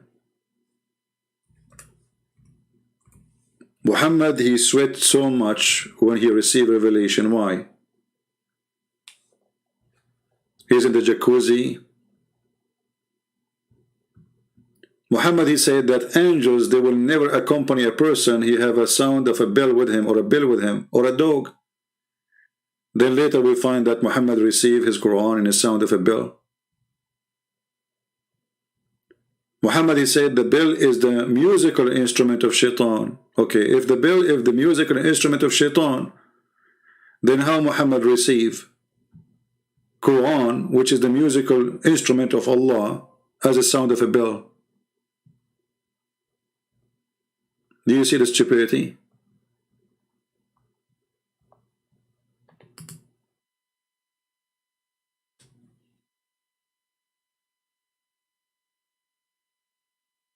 So we do not need really to prove that Muhammad is mentally ill. It's very clear.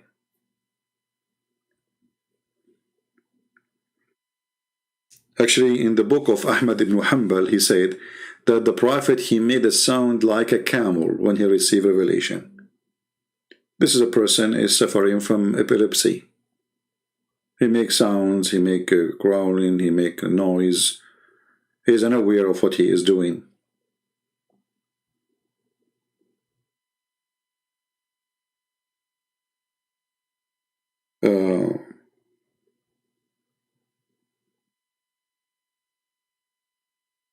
Let me see if I can find a hadith. I just remembered one, but I don't know if I can find it in English.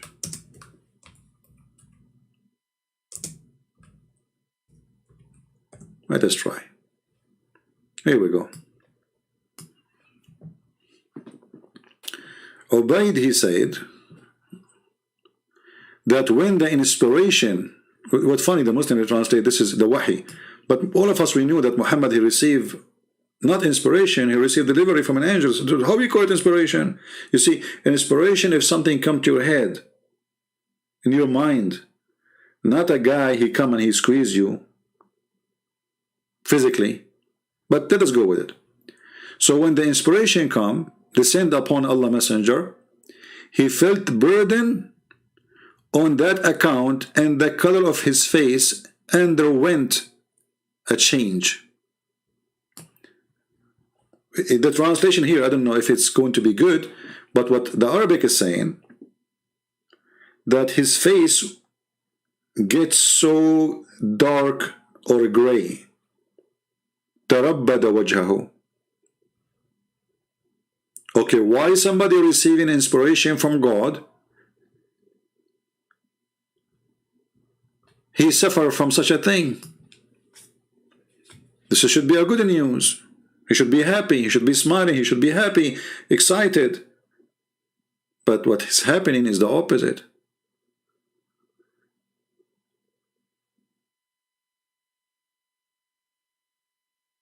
His face looks so sad. A diaper, he is saying, a diaper, if you want me to talk to you, you need to change your name. Don't make me block you. Change your name. I don't want to call you diaper. I mean, how stupid you are even to consider your question. Go change your name and come back, and I will answer you for now. But this is the last time you come here with the word diaper. I mean, how stupid are you even to call yourself diaper service? Now you said, why your God Jesus get tempted by the devil? This is stupid of you, because this is the devil tempting Jesus, which means trying. But did Jesus obey him? Did Jesus commit sin? You just give us a verses from the Bible saying that Jesus is God, because according to your prophet, كل ابن آدم الخطاء, every son of an Adam is a sinner. Jesus is not. Why? Because he is not the son of Adam. And if you go to Matthew, the verses you are posting for us, you will see that devil, he tried everything. He said to him, if you are the son of God, throw yourself. Did Jesus throw himself? So, false statement from a silly low IQ people. This is why I see the argument of Muslims is very like there's a guy, he posted in the comment section, I don't like to debate, but I want to go on to show you the truth. And he said, David was tempted by God. You stupid idiot. Go and read the verse, people will laugh at you. David was tempted by Allah in the Quran. وَفَتَنَّا. Let us go there. Didn't know the religion. What is funny about the Muslims, suddenly they became expert in the Bible, but none of them even know how to read 2 words in his Quran.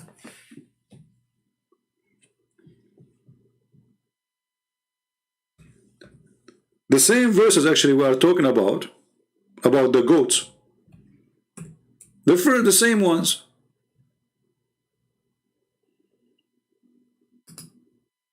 Read with me, Allah. So he said, my brother, he have 99 goats, which mean wives.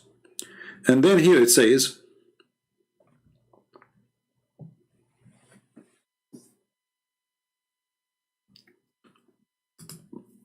that we tempted David. Translation here says, we had tried him. Okay, how he tried him? He made him go and kill the wife of one of his soldiers. He have a lust over her. This is the try of Allah. So Allah, he tempted David. David did not commit sin according to the Quran.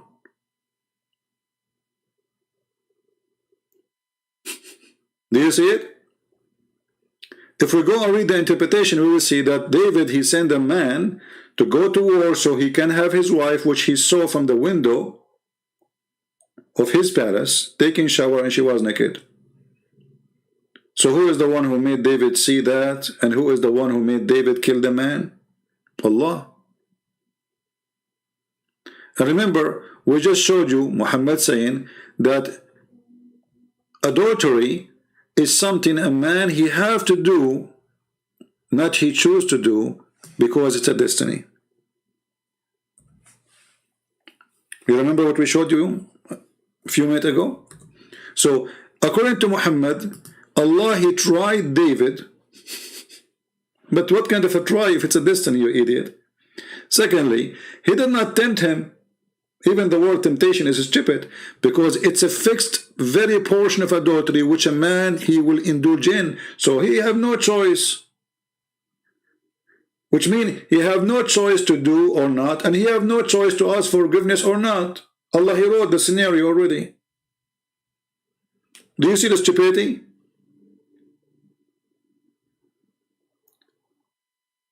So Allah, he made David do adultery. Okay, Allah, he made David kill the man, according to the Quran, the husband of the wife.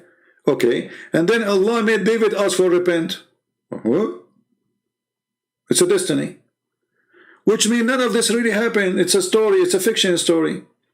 Because there's an author, his name is Allah, he is writing our pages, and we are just names in a fiction story.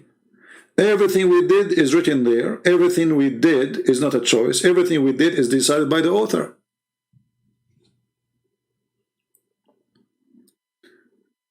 Do you remember when Mufti Menk, he said, Allah, he know what we will do and what we will do not?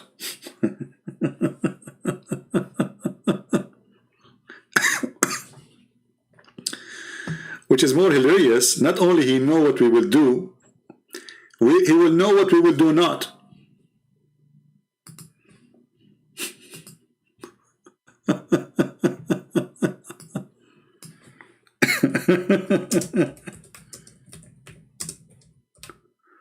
Let me see if I can find the video. Hold on.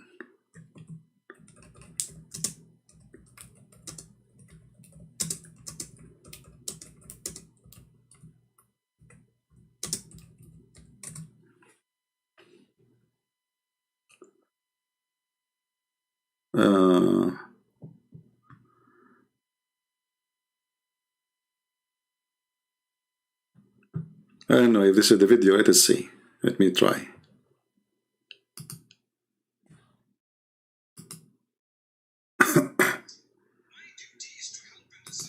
Yeah, this is not the one. I'm trying to find it. But you remember the video, right? He says, Allah, he know what we will do and what we will do not. And how? Allah, he kill you before you do it.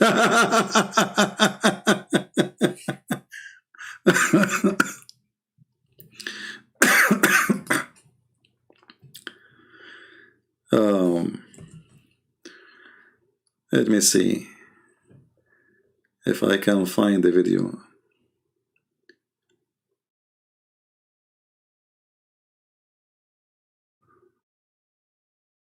Allah knows everything.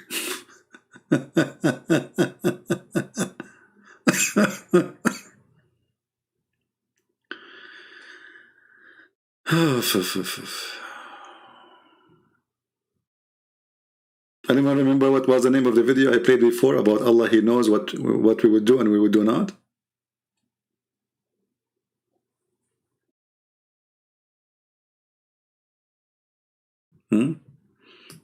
I'm trying to remember. Okay, let's see if we...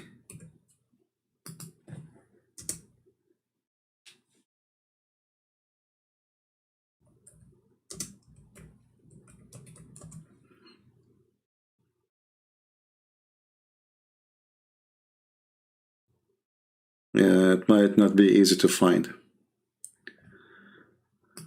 Okay.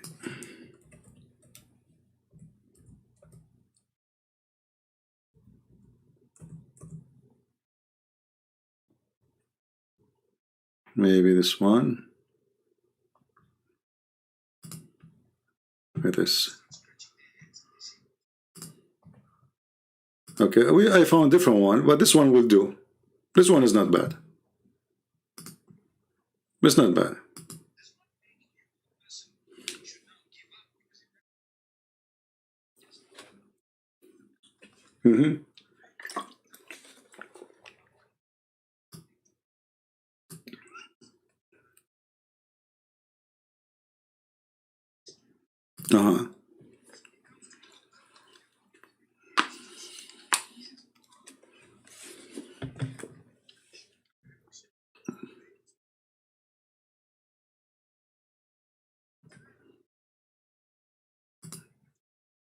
Do you see? So the question is, okay, he's a thief. He commit a crime of theft. Okay. He's saying, okay, hold on. So if Allah He destiny for me to be a thief, why am I going to be punished for what Allah He destiny for me? Mufti Menk, he said, well, this is quite a good argument. I mean, you cannot beat that. I mean, where is justice? If you decide for me what I would do, so what is my guilt? You see the stupidity? So this is a quite... What do you mean there's no sound? No, the sound is... Oh, you cannot hear the video? Oh, okay, sorry. Let me fix that. Okay, let me go back and play. Then obviously you would be the fool. A man came at the time of Umar ibn Khattab radiallahu anhu. According to one of the narrations, he needed to be punished because he stole. So he comes to Umar ibn Khattab radiallahu anhu and he uses the same line. He says, "Oh Umar, oh Amirul Mu'mineen, how can you punish me for having stolen when it was predestined? My deeds were already written by Allah subhanahu wa ta'ala." Now that's quite a good argument if you were to look at it. See? Let's repeat again. So the guy is a thief. He was arrested. The caliphate will punish him for being a thief. But all of us, we know all the caliphate are thieves. The caliphate, he is talking himself. He have thousands of females. They are stolen from their family. But you can't steal from a Muslim. You can steal from non-Muslims. So the guy, he is a thief, okay? And now he said, okay, if it's my destiny to be a thief, and Allah, He wrote for me to steal, why am I going to be punished? This is the question. The Sheikh, he agree. This is a quite good argument. We cannot beat that. Amirul Mu'mineen, how can you punish me for having stolen when it was predestined? My deeds were already written by Allah subhanahu wa ta'ala. Now that's quite a good argument if you were to look at it. Umar ibn Khattab radiallahu anhu was one ahead of this man. He says, well, let's punish this man because it was predestined that we were going to punish him as well. Do you see the logic? This is Islam. Islam, the caliphate have no dignity, no justice. The guy is asking a question the caliphate can't answer. So now the sheikh, he said that the caliphate is ahead of him. It's like we are playing games. He's ahead. He can't refute the question. If I am destiny for me to be a thief, why am I being punished? He could not refute him. He said, okay, it was destiny for me to kill you. Do you see the stupidity? But based on this, let us kill each other. It's a destiny. Do you see how dangerous this cult is? If everything is a destiny, that means I commit no crime, you commit no crime. If you are a thief, if you are a rapist, if you are a child molester, it was a destiny.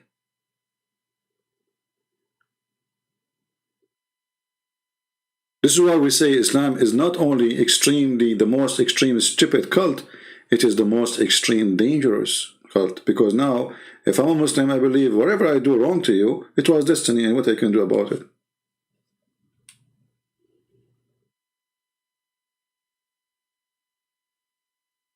So you go and rape a woman, and then you say it was destiny. Allah, He wrote that for me. You rape a child, you kill somebody, you rob somebody, it was destiny.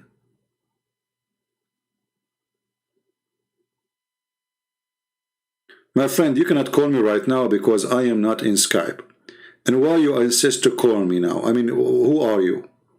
Are you Mufti Menk? Why you want to call me? Where the hell I do call you?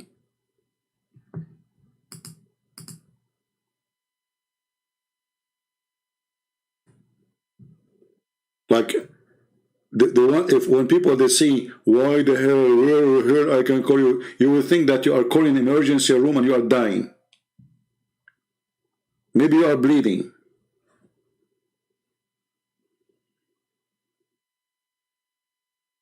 When we open Skype for 10 hours, nobody call.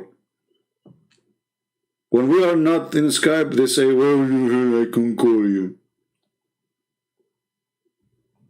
You cannot call me now. It is 12:17 a.m. in the morning. I'm not going to scream. Because all those who call me are stupid usually. If you don't believe me, just watch the video yesterday. And you know the funny thing about Muhammadan, like, you know, this guy, ultimate fault, honestly, I feel sorry for him. I hang up on him because he's, I don't know, I don't want to be a bully. But look what he did to himself. He keep chasing me, he want to bully me. And he don't understand that I am being merciful to him when I hung up on him. But yesterday I said, you know, it's time to give him a good spank we'll remember for the coming century. I mean, and you know, I have to hold my patient really, because speaking to such a person is pain, you know, because I hate stupidity. Honestly, the most thing I hate is stupidity. You see, I don't go really out with people because I hate stupidity of people. I mean, you go when people are talking about stupid things, I don't like it. So, but yesterday I said to myself, I have to hold myself from hanging on him. I'm trying, you know. So I went with him easy, and he called me names, and he want to call, saying, I'm your daddy, blah, blah, blah, all the insult. And he kept digging for himself, keep digging, until the hole became higher than his head. And then I buried him alive.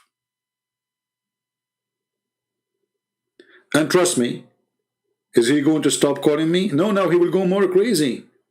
Because now he want to get back his honor, which is shattered in the floor. You know, when you speak to those Abdul, the one who call you, if they ever call you, it's like the Abdul coming to the casino. You cannot win against the casino. You always will lose. So he play, he gamble, he lose. He come back hoping that he will get back what he lost. He lose more. He get more upset. He come back. So they will keep doing that until they go bankruptcy. This is why the smart Abdul, they don't call me, because they knew what would happen. You see, all those Abdul who say, we debate him only face to face, because they knew exactly that they will lose horribly.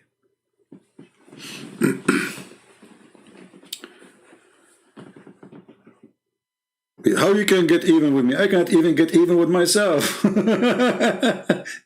You know, since I was a kid, I'll tell you a story. Once I have a kid. I mean, I was a kid too in school. So, you know, the school, they want to take us like to a trip, like a journey, you know, like, I mean, in a school trip. This guy, he said to me, can you speak to my dad? He, you know, he listened to you. So he can allow me to go. I said, okay, I will talk to him next time I go there. So I spoke to his father. You know, it took me 5 minutes. I convinced him that, you know, let him go with us. There's no problem with that. And I assure you he will be fine. Everything will be good. So the father, he agreed, if, in one condition, if his son accompany me all the time. So I went outside. I told his son, your father, he agreed, but there is a condition. He said, what? He said, you have to stay with me all the time. He said, I don't agree. I'm not a kid to walk with you. So like now he became arrogant. I said, but I promise you, father, you know, but you will lose. I mean, we are going like friends anyway, you know. Why don't you want to be with us? He said, I'm not going to do that. I said, okay, if you don't do that, I'm going to tell your father not to send you. He said, you cannot do that. You just convince him to send me. Aren't you going to be shy to go there and to tell him, like, how you can even make him change his mind? I mean, you just step the door. Talking to him to make me go. I said, trust me, I can do it in 2 seconds. He said, okay, I challenge you. So I went there. I knocked at the door. His father opened. I said, hey, I just remember that your son, he have exam next, let us say, Wednesday. And this is true. I just remember, you know, I was thinking how I'm going to do it. So it took me 2 seconds to convince him. It took me 2 seconds to convince him against what I convinced him. Don't try me. Never. I can take you to the ocean and you will not touch the water. So don't be a fool. Like, how in the world you want to convince my dad not to send me again? You just left the door. I mean, that will be stupid of you. He will laugh at you. You know, it's very easy. I just went there. I said, hey, by the way, he have an exam, you know. I don't think it's a good idea to go. He said, no way, he have an exam? No way, I'm not going to send him. It took me 2 minutes. Not even a minute. So when you are debating, there's many things you have to be let us say, occupied with, first of all, knowledge. Secondly, God will provide you with wisdom. God will provide you with wisdom. God, He will make you speak. God will lead you to win the fight, because you're not fighting for your own. So when we are debating with Muslims, in their side there's the devil, in our side there's the Lord. Knowledge, courage, wisdom, and we are in the side of the true God. So how you can lose? Now, not everybody is good for debate, because debate is, let us say, it's a gift, as many things. Like there's somebody have a gift of a nice voice. Somebody have a gift of good in mathematics. It's a gift. So not everybody goes and says, I want to debate Muslim, he can debate Muslims. You have to have a gift. Do we have any Muslim have anything to say?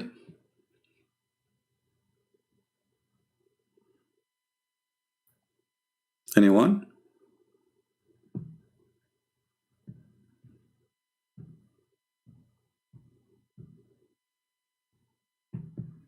Any Abdul have any comment?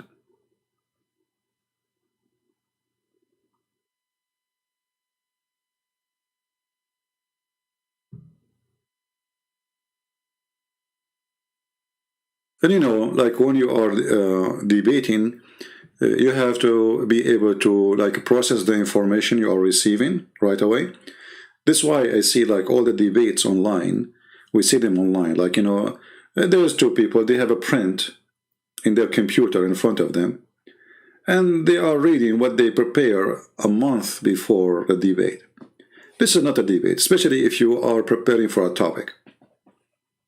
A real debate is, and real debaters is a person you don't even tell him what the question. You know what I mean? I mean, how in the world we can say there is an exam if we know the questions before the exam? So what those people who claim that they are debaters, either they are Christians or Muslims, they choose a topic and now we know the questions. So what is left? And now we have months to collect information, put it in front of us in the computer screen to talk about it. So there is no debate. It's a joke. Because both of them really, they are not debating.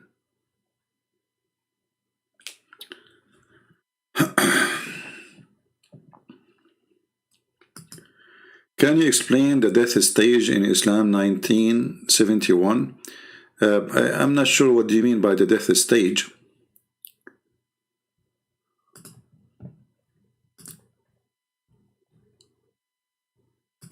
Can you make your question clear?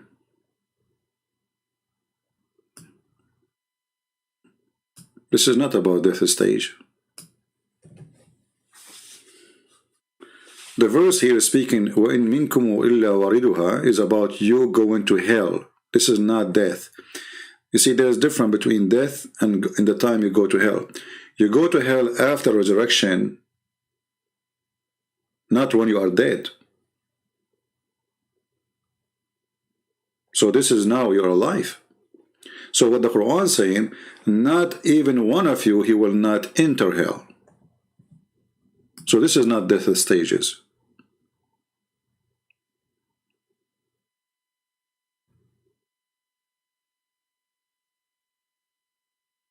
All right. Any other question?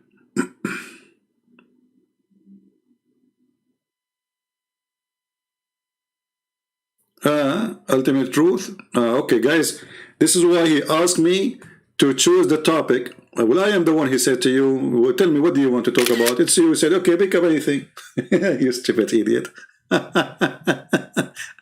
I said to you, what do you want to talk about? You said, pick up anything. And then you pick up and people laugh at you. The recording is still there. Look, ultimate fault. I don't know how in the world even you come here. I thought you would disappear for a century. And look what ultimate fault is saying. You got me busted. Okay, ultimate fault. As long as you get me busted, did you pause the video on your channel? People, if this guy, he got me busted, then he should put that video as it is in his channel. What do you think? If you don't, it's mean you are ashamed of it. So why you don't download the video and put it in your channel? Ultimate Fort? Just a question. I mean, as long as it is you made victory, if I am you, I will be, I will be so excited to have it in my channel. Not only that, I will share it everywhere. I will share it in Facebook and Twitter. So why you are not doing that? The answer is very simple. You wish to make it disappear because everybody can see that we got you busted, you got Allah busted. Allah don't remember which one he created first. It is you who said to me in the video, what is the last thing I said? You said the last thing, it was the lamp. In the lower heaven, okay? The lower heaven, not only heaven, not only heaven, the lower heaven, okay? The lower heaven. You stupid idiot, repeat more. Yeah, you repeat more, lower heaven. And by the way, this is another stupid thing. So, in the lower heaven only there's names.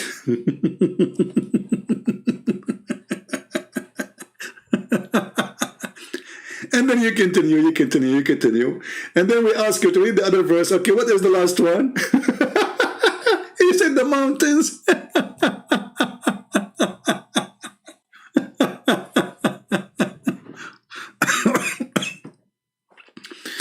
So Abdul, as long as you are proud about it, I challenge you to load the video in your channel. Otherwise, you are a son of Muta. Be a man. Stop being a boy of Muta. Be a man. And not only this, hold on. This guy, he said he go by Quran only. So what he do? He go to a website or a translation of a guy. His name is Rashad Khalifa. And we got him busted and he agreed that there it says, and after that. And what? After that. In the book of Rashad Khalifa, there is no after that. He took it off. And what else? He put in shape of an egg. So look what you did. Not only we got you busted with the fabrication, trying to answer us always, we got you busted that you are a false believer. Because you are accepting a Quran different from the Quran of Allah. This guy, he took the sentence, a whole sentence, and after that, he took it away. And then he added a new sentence. He made the earth egg-shaped. When every single person who speaks Arabic knew there is no word of egg-shaped there. So my friend, you are a fraud like the one you follow. This guy, even he claimed to be a messenger, Rashad Khalifa. This is why the Muslim killed him, because he claimed to be a messenger. So you are stupid, even the Quran you choose to read it from, proving the stupidity you are suffering from. Right? Yeah.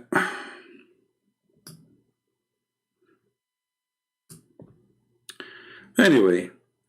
And by the way, this guy, Rashad Khalifa, he took like many, the reason he took those sentences from the Quran, because he was trying to make a calculation, math calculation to make it, you know the miracle of number 19? This guy is the one behind it. And this is why the Muslim killed him. Because in order to do it, he have to cut a lot of verses from the Quran, a lot of words. He took them off totally. In Arabic, not only in English, you know. So, ultimate fault. As long as you are happy, and I'm so happy that you are okay. I was afraid that you would do something wrong to yourself after what happened yesterday, you know. But I'm so glad that you are okay and you are happy. But now, please, I have a requirement from you. Download the video and post it in your channel. Otherwise, people will be laughing at you. Prove to everybody that you are the winner and load the video on your channel. Is that fair, guys? Load the video on your channel. Any Muslim who debate me, you are more than welcome. I don't want to call it a debate, actually. You are just, all of you are a bunch of kids. But for the sake of argument, we call it an argument. As long as you are happy, anyone who call me, I beg you to download the video of your call to me and load it again in any form you wish. If you don't do that, that means you are the one who is ashamed of it, not me. For me, I don't keep videos on my channel because Muslims, they keep a flag in my channels. Otherwise, my videos are over, and I ask people to download them. So I'm even asking you, Muslim, to download them. Very simple.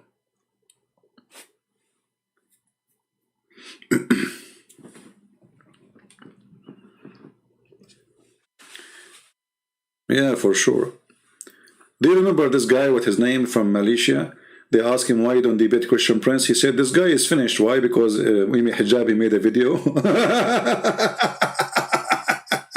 You finished, boy? And then 2 weeks after, he was arrested for porn. What kind of porn? Child porn. What his name, this guy? What's his name? I'm not going to debate Christian Prince. He is finished. So he said, challenge David Wood, you know, okay.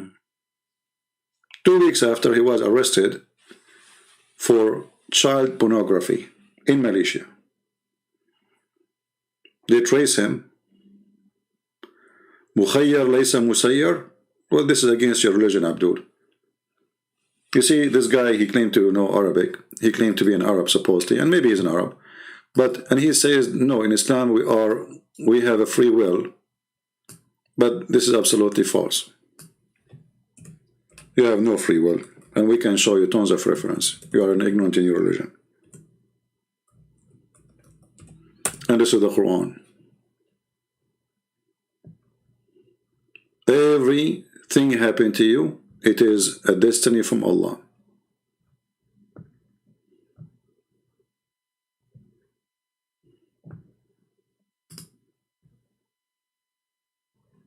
Do you see it? Chapter 57, verse number 22.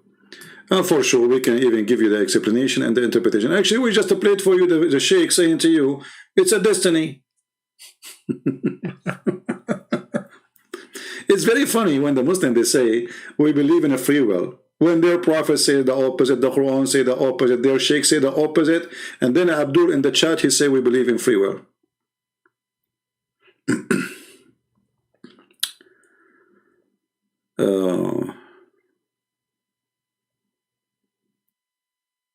We just showed you even the sin of Adam was not a free will. Even Adam himself, he committed sin written as a destiny in the book of Allah 40 years before his creation. And Adam saying to Moses, are you going to blame me for a destiny written for me in my fate 40 years before my creation? And then you eat it, you say to me, we believe in free will?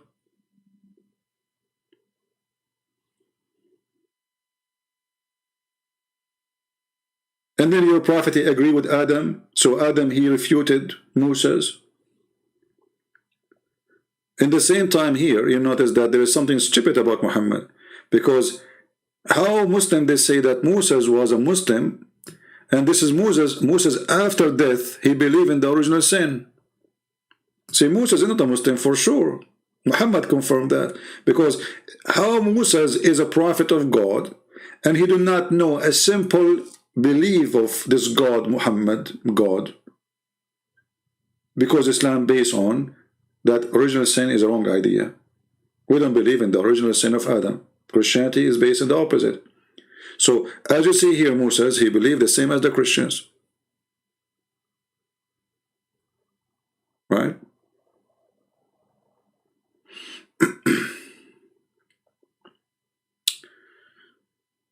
Do we have any Abdul?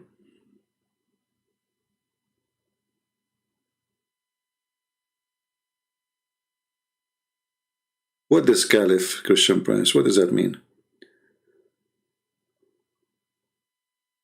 What answer, sister? Don't put your word, Islamic word before my name. I'm not a Caliph. I don't want to be a Caliph. This is an insult. You know what Caliph mean? It's mean I am the one who took over after Muhammad. Why? I am a child molester? Am I a sex offender? I am a rapist, or am I a thief? What made me a Caliph? This is what the Caliph is.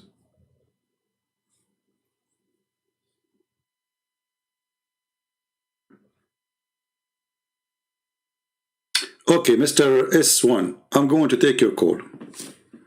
Don't go. Guys, Mr. S1, he is saying I'm seeking somebody who speaks Arabic, and he speaks Arabic. Okay? Hold on. Give me a second. Are you happy? Even though I don't like to take call at this time because I don't want to scream. But please don't force me to scream. It is after midnight. So let me call you. Send me a text message in Skype, please. I want to see how good you are. Here we go. People get excited now. I hope that you are what you claim to be.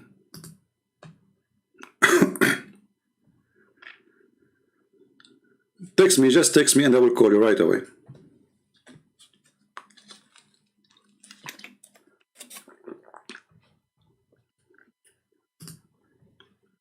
I'm logging in Skype. Okay, I am in Skype already. Text me, my friend.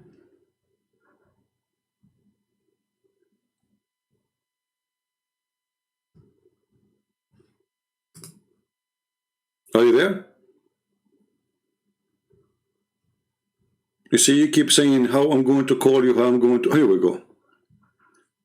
Text me. Until now, I received no text from you.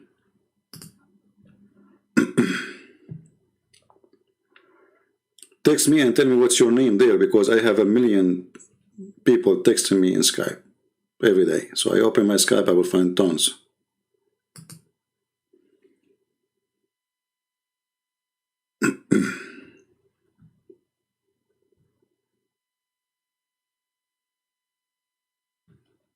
Are you there?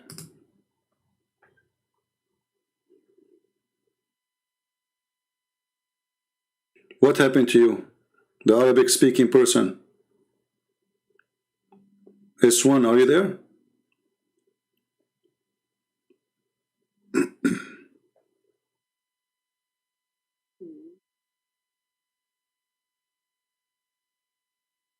Did this guy disappear?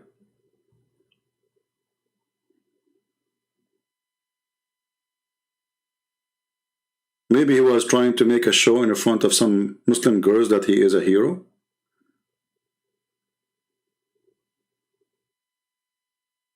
I did call after you pointed out. You cannot call me, you have to text me first because I have to add you. Text me, what's your name? What is your name in Skype?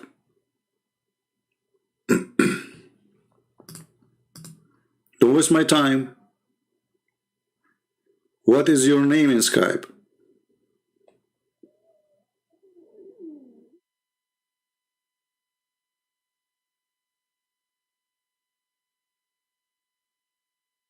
What is the problem, Abdul?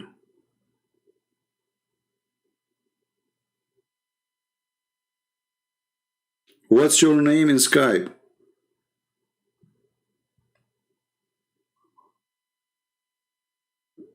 You texted me, what's your name? Okay, tell me what's your name so I can see. I have a million texts there. Is your name the same as one you are using here? I don't see any of them. I see somebody, his name is Nasim. Are you Nasim? Or Naim, sorry, Naim. Which one is you? And this one is, you know, he did from long time. What is your name?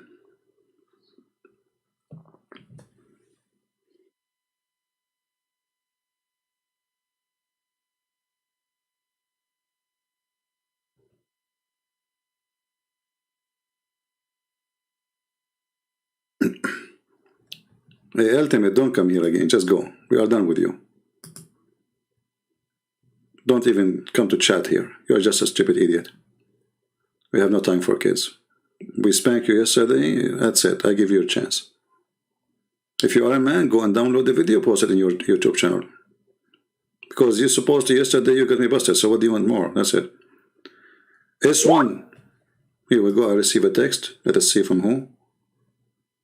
Ah, this is you? Okay, so why you are calling yourself Manjan? Okay, Manjan.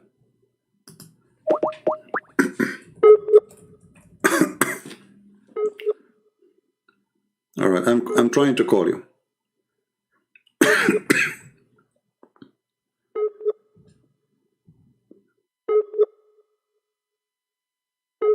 It's connecting, I don't know. Let us hope it's going to work.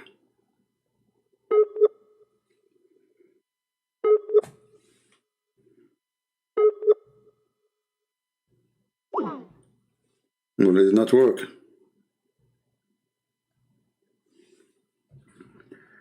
It says you are not online. Let us try again. Don't call me, let me call you.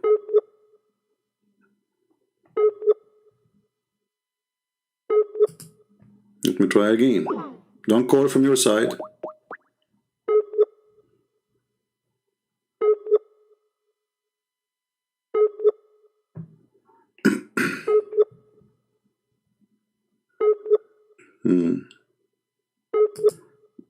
Okay, let us see. I will add you. Maybe that will help.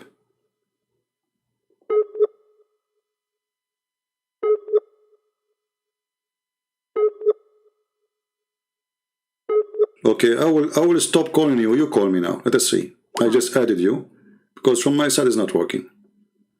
Call me.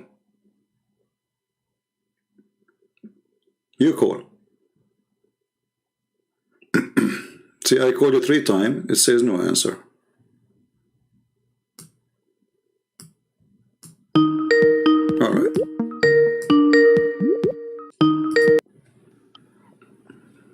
Hello? Hello? I called you 3 times. It says no answer. I hope it's not ultimate fault. Are you there? You know he's your daddy. Hey, just a stupid idiot, son of Muta. I mean, diarrhea. It's stupid. We thought you are a duck. It turned to be a chicken. Didn't you have enough? You made me vomit. You stupid idiot. Potato. You knew anything there. I mean, didn't you have enough, honestly?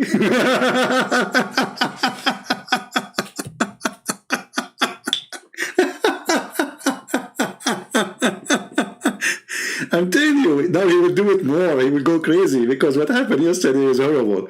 So he will call more. And now he will change his name. He will call again.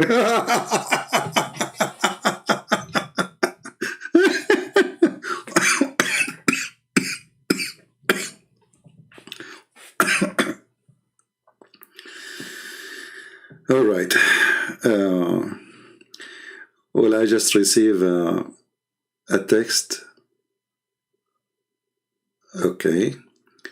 Hey, CP, I wanted to confirm. Okay, and then, sir, my parents are now ex-Muslims. I'm not going to show the name. Let me do this. Hold on.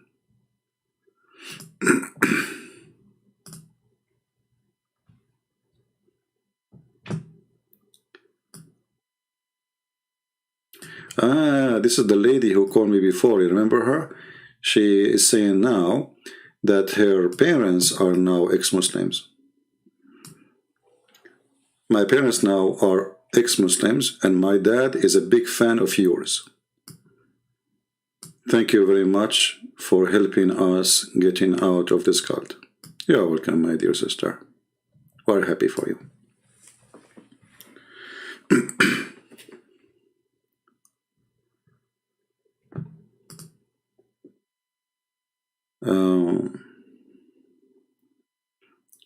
But be careful, don't listen to Ultimate Fort because he's very convincing. He will make you convert to Islam again now.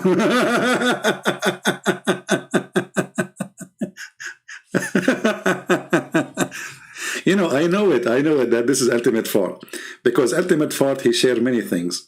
First, he is a stupid. You know, like there's something in his. I'm not going to say why. I know it's him. Extremely stupid. Even before he talked, I said, I hope it's not Ultimate Fort. And it was him.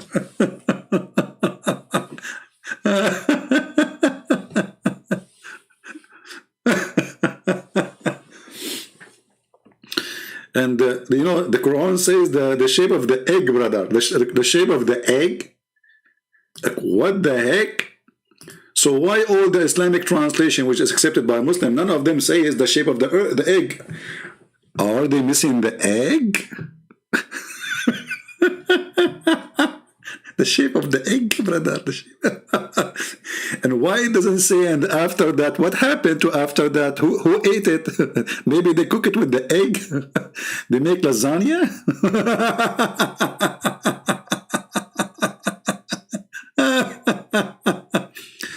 See, this is the Muslim translation for the verse. It says, and after that he spread the earth. In Rashad Khalifa translation, there's no after that, it's gone. And the earth became maybe they are talking about spreading the egg.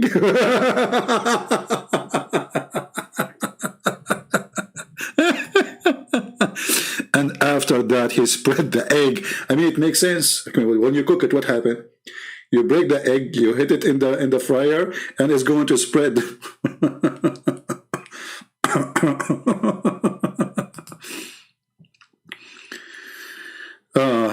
Latina, she is asking, don't you get emotionally exhausted?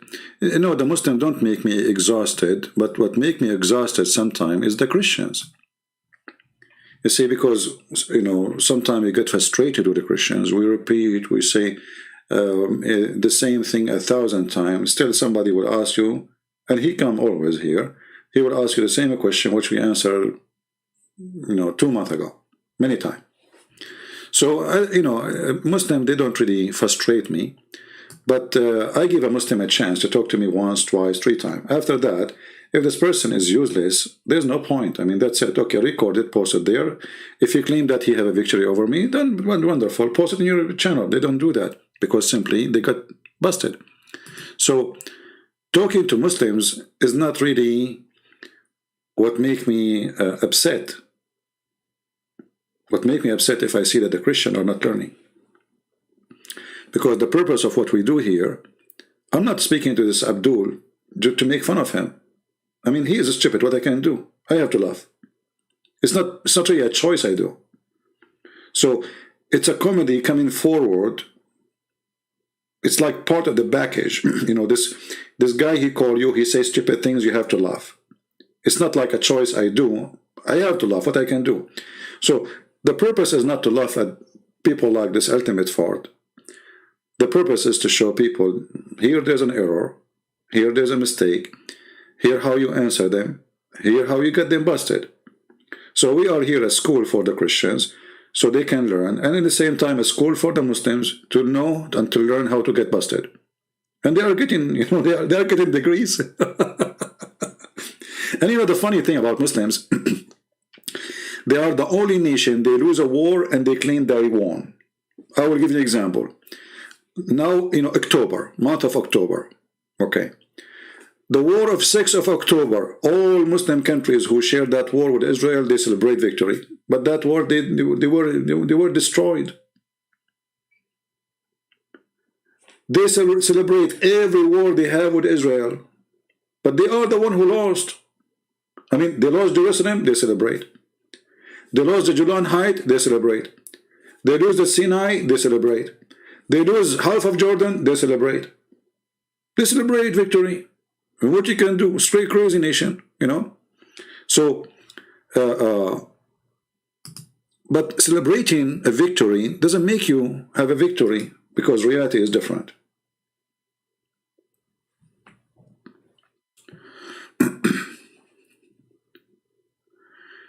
If you believe in solar feed, what is solar feed? I don't know what is that. Is that like a kind of a tomato salad? What solar feed mean? I don't know what is that. Is that a religion?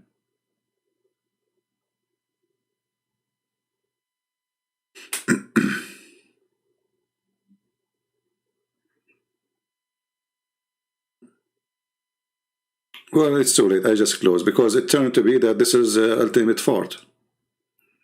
You know, when we ask him 1,000 times, yeah. Alex or Excel, You know, there's no need to talk about what happened to Aisha, but I mean, everybody should ask himself. A man at the age of 54 marrying a child at the age of 6. If the Muslim, they say he did intercourse when she is 9, but still she is his wife at the age of 6. Why he married her then? Why he married her? So obviously this man, if he really did not have intercourse with her, obviously this is a proof that she was too little for intercourse. Obviously Muhammad is a child molester, is a pedophile, and he is a monster. And when Aisha, she is 9, Muhammad now is 57. What they share together. See, when a man he marry, or let us say have a partner, let us say even a girlfriend, what is the purpose of this relationship? If the women and the man, they have only one sharing, which is the bed, because what Muhammad was discussing politics with Aisha at the age of 9? Was he discussing religion at the age of 9? So what she can share with him? But here we notice that even sharing bed is not an interest for Aisha. She is a child. Even the hadith confirmed that Aisha, she was playing with her swine and playing with her toys even when she became 14. So even at the age of 14, still she's a child. So what they share together? What is the interest of this man? Obviously, he is a perverted man. You know, this is an act of a person, he is a perverted. Because there's nothing to share.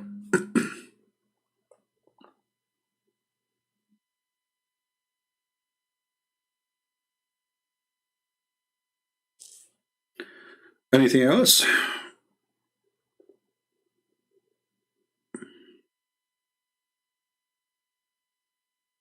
You see, like, you might see somebody, he is 80 years old and marrying someone, she is 18 years old. Okay, at least she is a female, growing female. She, you know, she have what, like, I mean, she is a woman at this age. And there's an exchange of benefit. Let us say the man, he is wealthy. The woman, she is poor. But she is 18. So the exchange is, he will be a provider, but she is not the dream husband she is looking for, but she accepts because she is poor. But what is the exchange between Aisha and Muhammad? You know what I mean? What is the exchange? She is a child. He is a very old man compared to her. Based on what Aisha is saying, there is 52 years old. Sorry, no, he's 54. So there's 48 years different between them.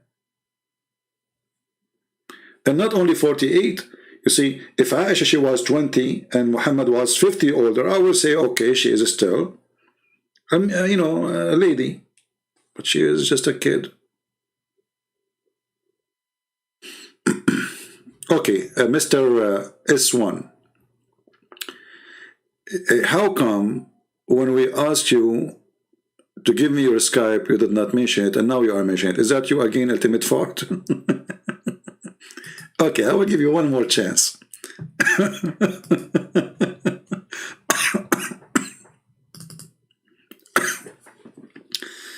I will open Skype again. Just for you. Let us see if you are not ultimate fart. All right. Well, I don't see anything from your name coming to me. I don't see such a name is texting me. Where is your name texting me? It's one. There's nobody texts me with such a name.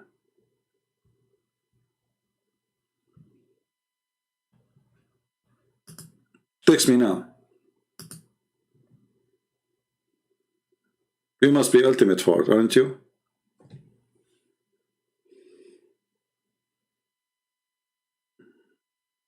Yeah, he's stuck. That's it. He will now. He will call way more than before because now he is. I mean, what happened yesterday is a disaster because usually I don't have patience to stay talking to this guy for more than 60 seconds. So yesterday I was holding myself and we, I gave him what, 15 minutes, 20 minutes, maybe more.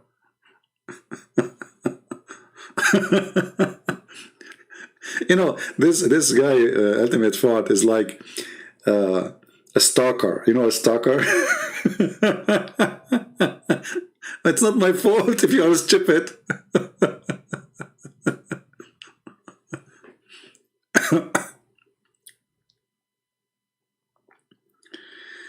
This one, he is not opening his Skype because if he said he texted me, right? There's no text coming from him and there's no call coming from him because if there is, I will see a missed call. I can show you all the names I received from them call in the last 1 hour or text, let's say. None of them is him. There's a guy, his name is Leo. You are not Leo, you said your name is S1. There's a guy, his name is Naim. And this guy, he called yesterday, actually it's not even today. So where is your text, Ultimate Fart? I don't see you. The Joker.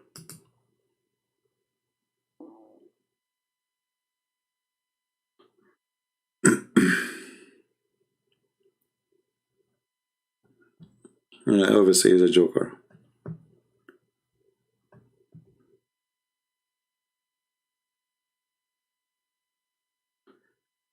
And now if I exit Skype, he will say, I'm texting you.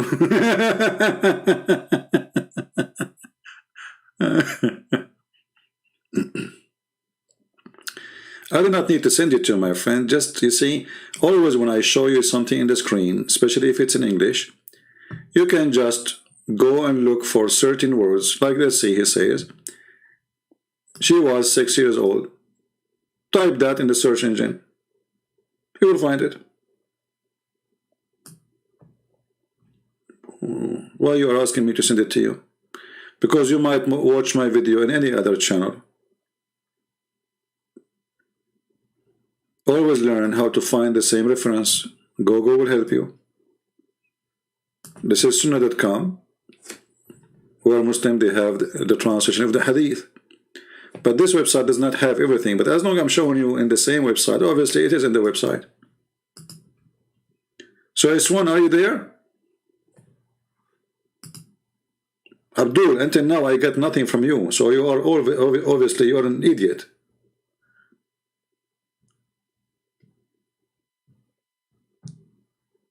What a liar.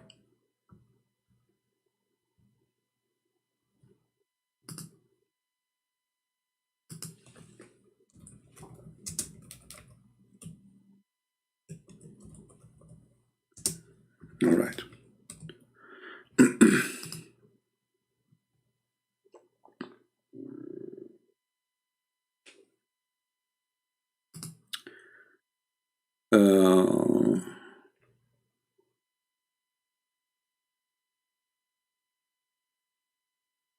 Yeah, it's okay. I mean, you don't know. I mean, who is those kids?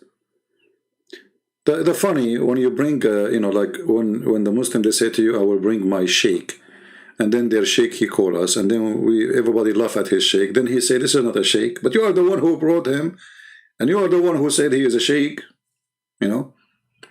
So depending what would happen, right? If their sheikh he do good, he is a sheikh. He is wonderful. And you will notice that all of them, they share one thing, the bully. They are bully. Like, the Christian prince wearing burqa. There we go. Why Christian prince wearing burqa? Because he is not showing his face. My friend, I don't look good. I look so scary. I don't like to show my face. What's the problem? As long as you don't talk to people who don't show their face, why are you even mentioning my name? What's your problem then? Just focus on the one who shows his face. Idiot. Your God don't show his face.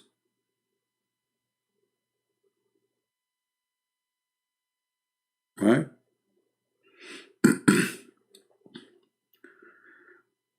I like the video made by this Christian from, I think he's from Pakistan. He went in the front of the mosque of this potato guy, what's his name, Uthman, and he asked him to write a verse. He ran away.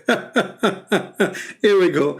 This is a Christian. He is, I don't know how much he knows about Islam, but he got you busted in 2 seconds.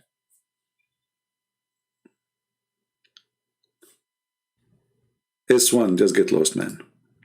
Just get lost. I have nothing from you. You're a liar. Get out of here. I have no time for kids.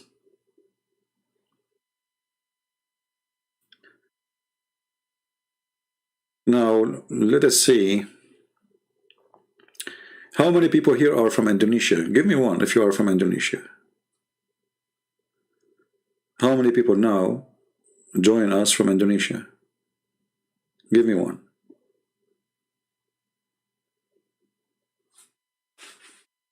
Because this time it is noon time for you, right, in Indonesia? Are you guys joining us and you are eating?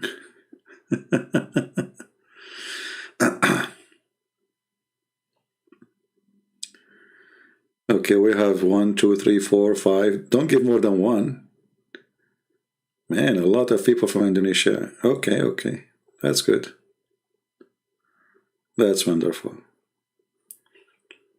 Malaysia too, all right. Japan. A lot of people from Asia, I can tell. By the way, I really like Asian people, you know.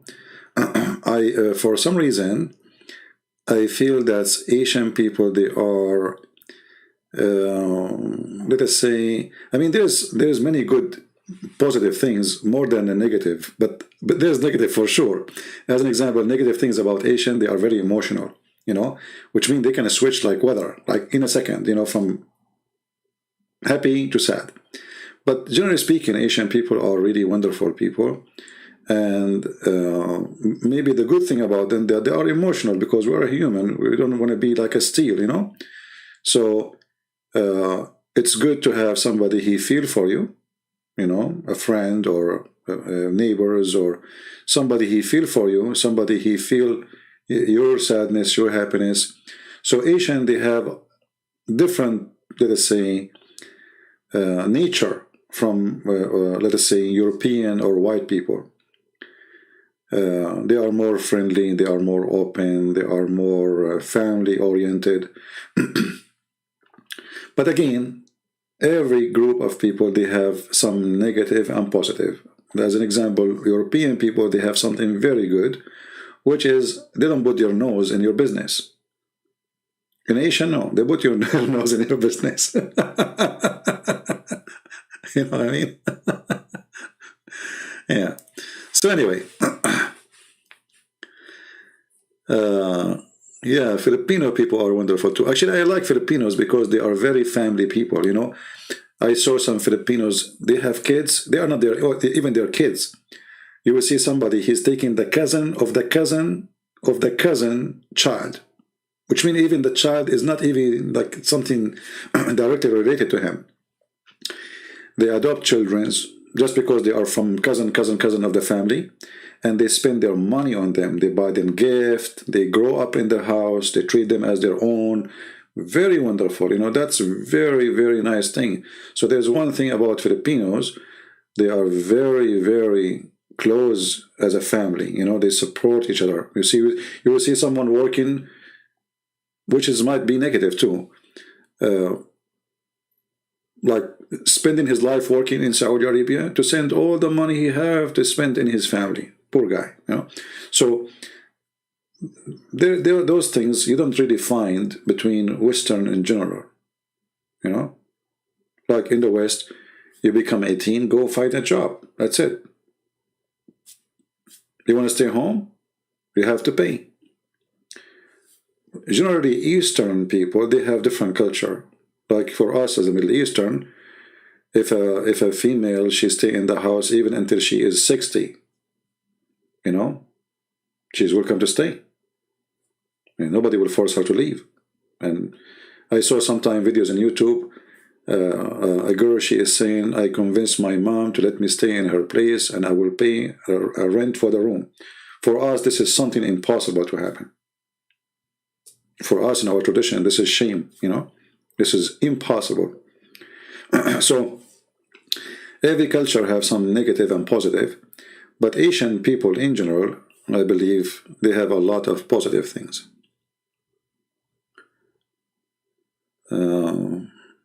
Yeah, we have people from Iraq, people from Syria, wonderful.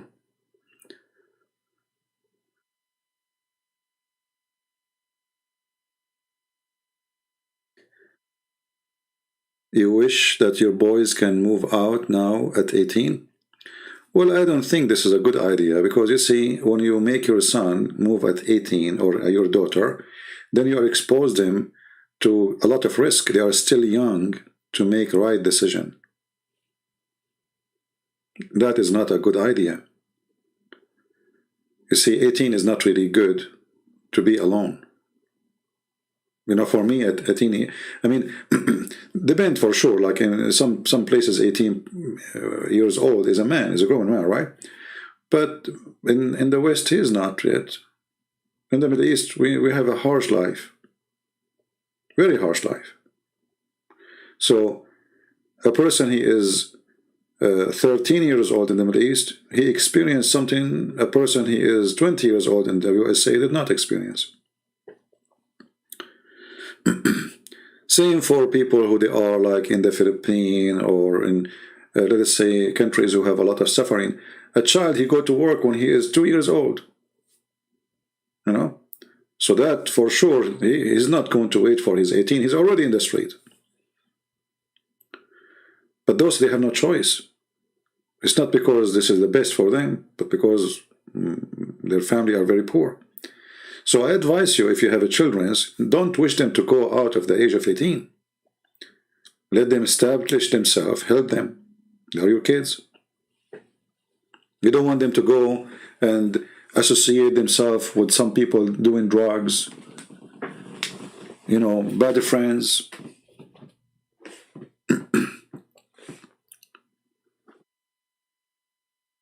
This is where you destroy your children, actually. You know? But anyway, for me, I find that this is not right. But maybe for you, you can make it right. I don't know. For me, I believe this is not right.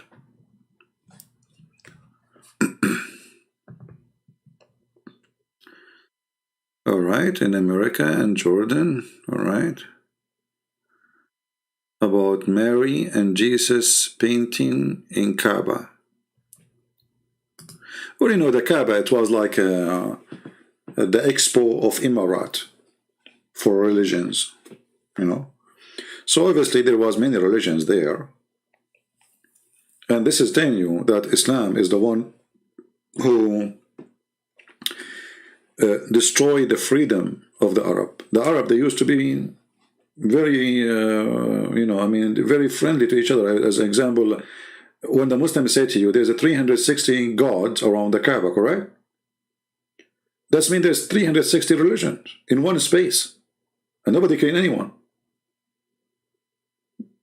Islam came, peace is gone. So even the pagans, who they are pagans, they were not satanic as Muhammad. Correct? Because how those people, they are, or they have 365, according to Muslims, 365 God, 365 idols, and all of them, they are exist in one space, in one, like 100 meter. That means those people, they are very, very, you know, tolerance to each other. He worship his God, I worship my God, nobody can anyone. Okay. Islam come, freedoms disappear. Well, no, there's nothing inside the Kaaba. The Kaaba is just a room, you know. And before it used to have no roof. If you have my book, you will see that the roof, they add the roof for the Kaaba because other people who have other Kaaba, they used to come and throw garbage on the Kaaba from the top of the wall. And this is why they put in a roof to prevent throwing garbage inside the wall. Otherwise, there was no roof. So it's just a room. Actually, there's videos on YouTube for inside the Kaaba. For now, they have marble. It's a small room. It's not even, you know, there's nothing. Ultimate Farmer, the Bible channel CP. Well, you know, I'm waiting for the Lord to make me decide to go for it. You know, when that will happen, I will let you know.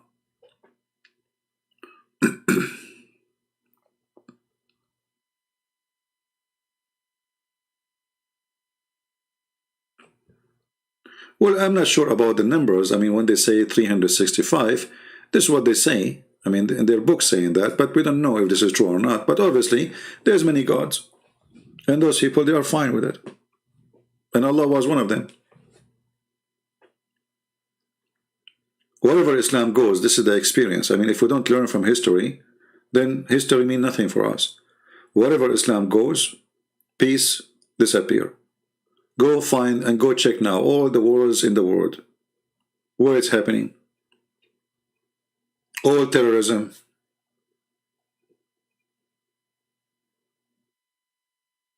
You will find Islam behind it.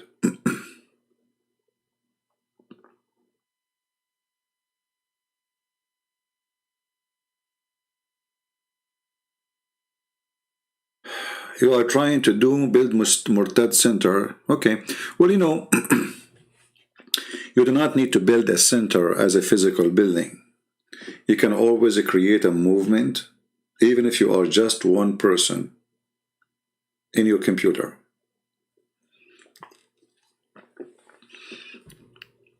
If we ask now the Indonesian, how many people watch the videos of Christian Prince? You will say to me, there's millions. Okay, that's wonderful. But Christian Prince himself, he never thought, I never thought, to be honest with you, that one day, people in the end of the world, I mean, I never met them, I never saw them. They will be listening to my videos, the videos will be like a, you know, make a big difference for them. So you can do the same. It's not a center.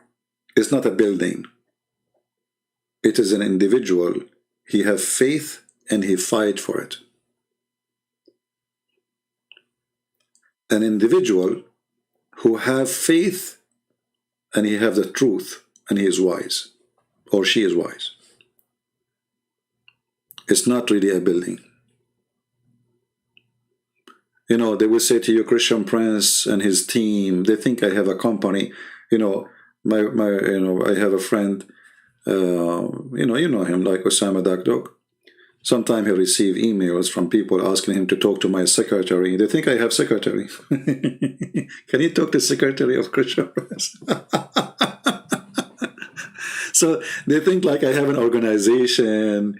I have an army of people who work with me. I'm just normal person like you. Right now I'm talking to you wearing my not my short, it's cold now, but usually I'm wearing my short. You know? So you can build a center and you can be the center without being inside the center. So I encourage you all, don't ever think that you can make no difference. You see, when I start talking, I mean, my English is funny. People make fun of my English always, even now. For sure now it's way better than before, you know. So, I mean, there's a lot of challenges around you. I mean, look what I did. Not only I wrote books in English. I see, if in Arabic it's very acceptable, you know. In English, look how challenging the journey is. So, if you are a person who is willing to walk, you will go to the end of the road, and that end is victory. But if you are a person, anything can make you disappointed, feel down, unhappy, depressed, you know. Like I see some people on YouTube, without saying names, you know, he will go, it's today, guys, I feel sad. You know, it's today. This guy, he don't fit to be speaking about Islam, because Islam will bring you stress. You have to be strong. Today I don't feel good, and you know, etc. And my wife, etc. And etc. I mean, even they go and they tell the stories what's happening in their house for everybody. Why you want to do that? My friend, if you don't fit for the fight, don't go for the fight. You have to be spiritually strong, mentally strong, confidence, and nothing can make you retreat, because they will try everything to take you down. They will threat you. If you are a male, they will send you women. Imagine. I remember once, this was a long time ago, I was in Paltalk. A girl, she came to the chat room and she said, Christian Prince, I'm a Mexican, I'm thinking to convert to Islam. Can I talk to you in private? So, like, you know, okay, I'm a Christian, and oh no, this is not good. I don't want her to convert to Islam, right? So it's the normal thing. I would say, okay, well, hold on, don't do that. You know, I will talk to you. So she called me in Skype, and I was showing her verses about women, hadith, etc., how Islam look at women. And then her camera opened, and I said, you do not need to open the camera, please sit down. I said, I don't know how to do it. The camera opened by itself when I call you. I said, okay, no problem. You know, she said, so should I hang up and go? You know, so like she made it like as a condition to talk to her, the camera is open. And then when I'm talking to her, you know, I noticed that the shirt in her chest is going down, like she is pushing it, she's putting it down, you know, like it's extending. And then I felt something fishy, because I said to her, so you know nothing about Arabic? She said, no. The room behind her is kind of dark, but I look at the wall at the end of the room. It's a long room. It's like a saloon. I saw a Quran, you know, like, you know, the writing Quran, like art, you know, at the end of the wall. And so I said, so you do not know Arabic, right? She said, no. And then in the same moment, somebody opened the door and he spoke to her in Moroccan accent. Moroccan accent. So what they were trying to do, they were trying to send me a woman to tempt me. Maybe he will do something wrong. Maybe he will get tempted. Maybe we can get him busted. Maybe we can record him. This is how low they can go. They send me a woman from their own. So they can go so far with their evil. So she is not a Mexican. She have an accent. Actually, she fooled me with the accent she's speaking. I thought she's a Mexican. She's a Moroccan. She's a Muslim. And they sent her. So when you go to fight Islam, they will do anything you can imagine to stop you. Anything. Like when they harass David Wood, they start posting pictures about his wife or apostate prophet. All of this is harassment, so they make you feel frustrated, make you feel that you are threatened. They want to make you feel uncomfortable. So when you go in this field, you have to be ready, because you are fighting the devil. The devil himself.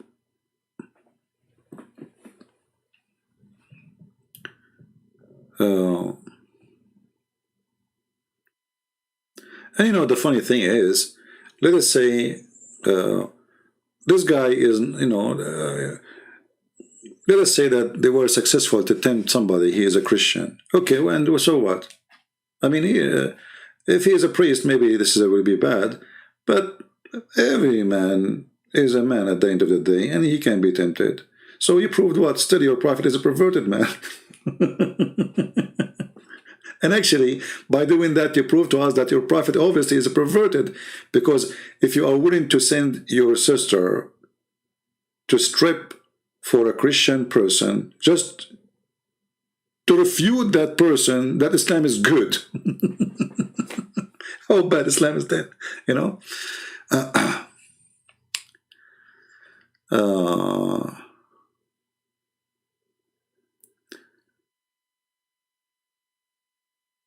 What happened to that number? I don't know what number is that.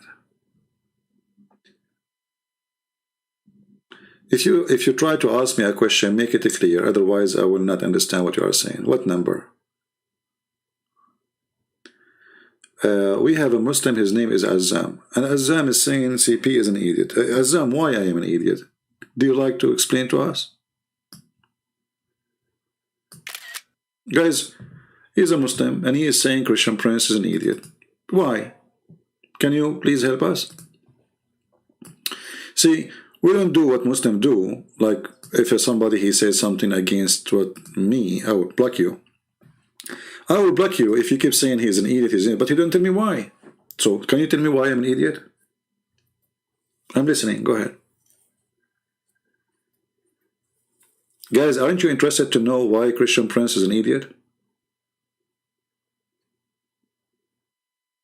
See, people are waiting for you. Look, even I put it in the screen so everybody can see what you said. Here we go. We publish it for you. I want everybody to see what you wrote.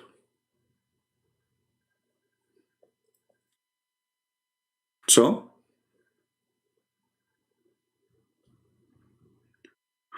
what age I start debating?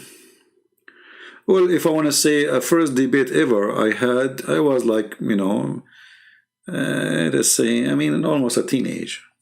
You know, I was just a kid. It was actually about DDAT. They brought a videotape of DDAT and they asked me to watch it with them, and then I got them busted. I said, this video, obviously, because my English is not too much good at that time, and actually it still is not good. But I said, look, you know, play the video again. You will see that there is somebody cut the video because the question had nothing to do with the answer. This is the first thing I encounter really as a, let us say, a real argument. So Azam, are you there? I will tell you why. Because you cannot explain the contradiction in the Bible about Judah's death. Well, no, we can explain, and you are a stupid idiot. Because when the Bible says that Judah he killed himself, and the Bible says that Judah he fell down and his body shattered, because simply he hanged himself, and then when your body decay, your body will fall down, and then your body will shatter. So you're stupid. Here we go. We answer you. Took us 2 seconds.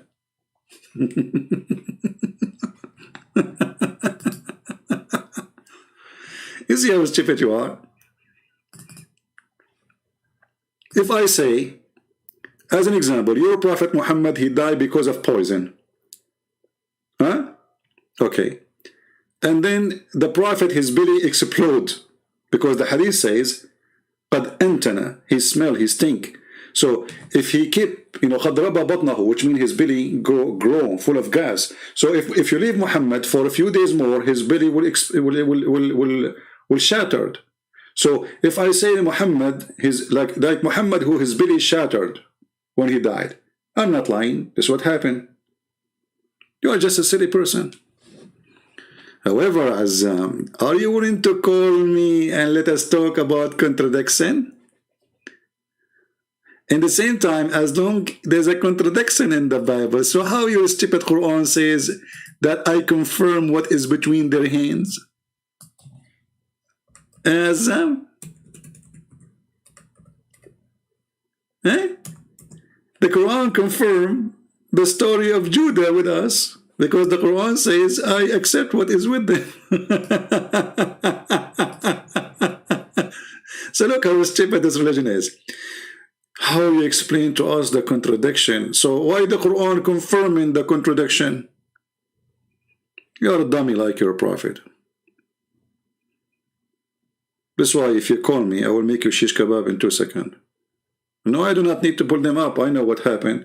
Both of them, they describe the same story.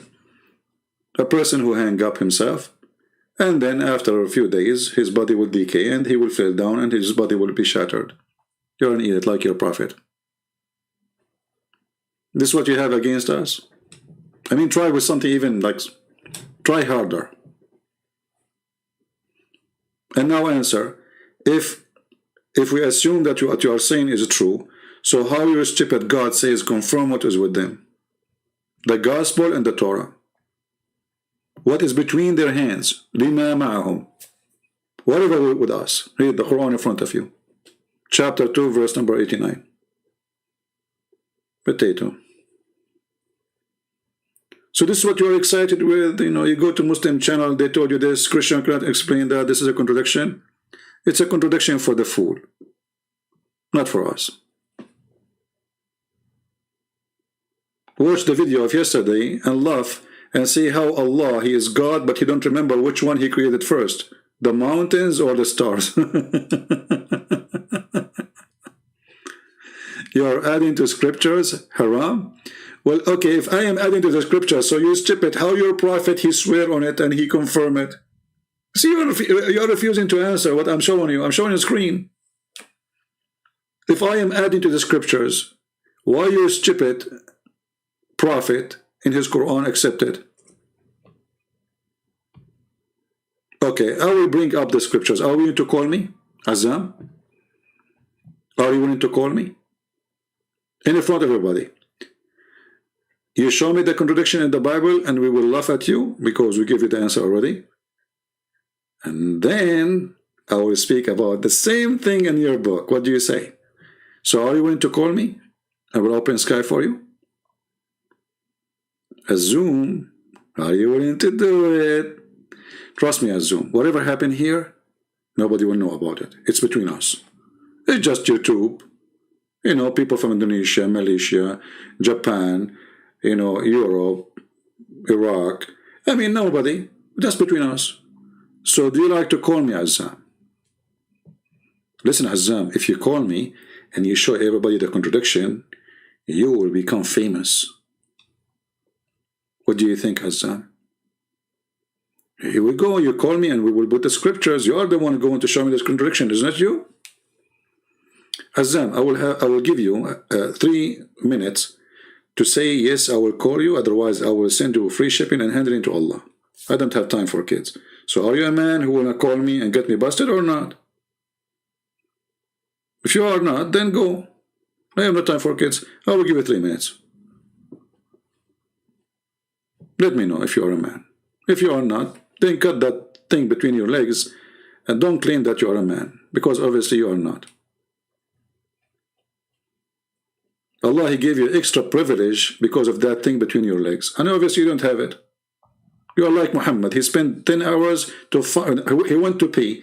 Prophet, why you are taking so long to pee? He said, I need to find it first. So are you looking for it? Azam?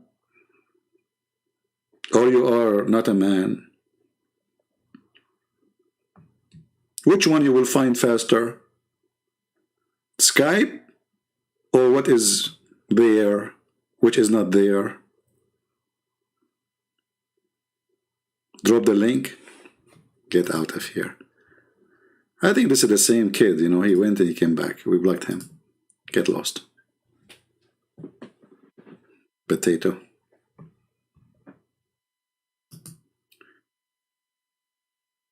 The funny thing about Muslims, there's things you can say in different channels. Here, you cannot play with me. And the reason they don't dare to call, because they knew they cannot play.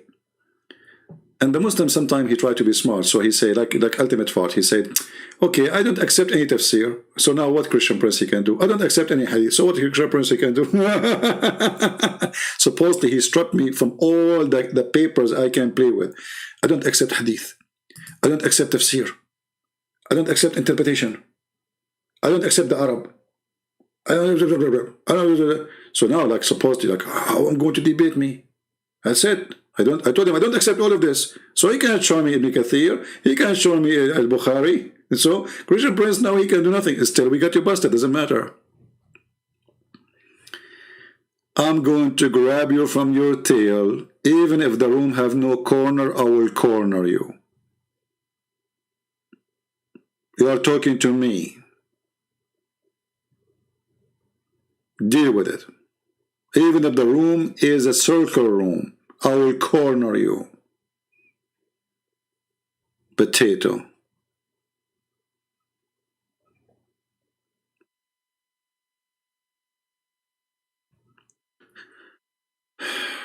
All right. Anything else? Yeah, I blocked him. I don't have time for kids, you know. I mean, you wanna, okay, hold on. So if you come here and you say to Christian Prince, you cannot answer this, and I answered you. Anyone can go and read the verses, and you can see. Like when you have 3 or 4 people talking about the same story. Okay. So let us say a person, he have a car accident. He have a car accident. The first person, he says, this person, he died because of car accident. Then the second person, he said, this person, he died because his heart was bleeding. The third person, he said, his lung was bleeding. Well, all of them, they are telling the truth, because of the car accident, his heart was bleeding and his lung was bleeding. He died. So, very silly. But when you are just looking desperately to find a contradiction, you will find it. If you are looking for something, you try to fabricate. Here in our side, we are showing you from your Quran, step by step. In one verse, Allah, he says, he created the mountain after he created the earth right away, which means the second thing is the mountain. We go to a different verse, we will find the opposite.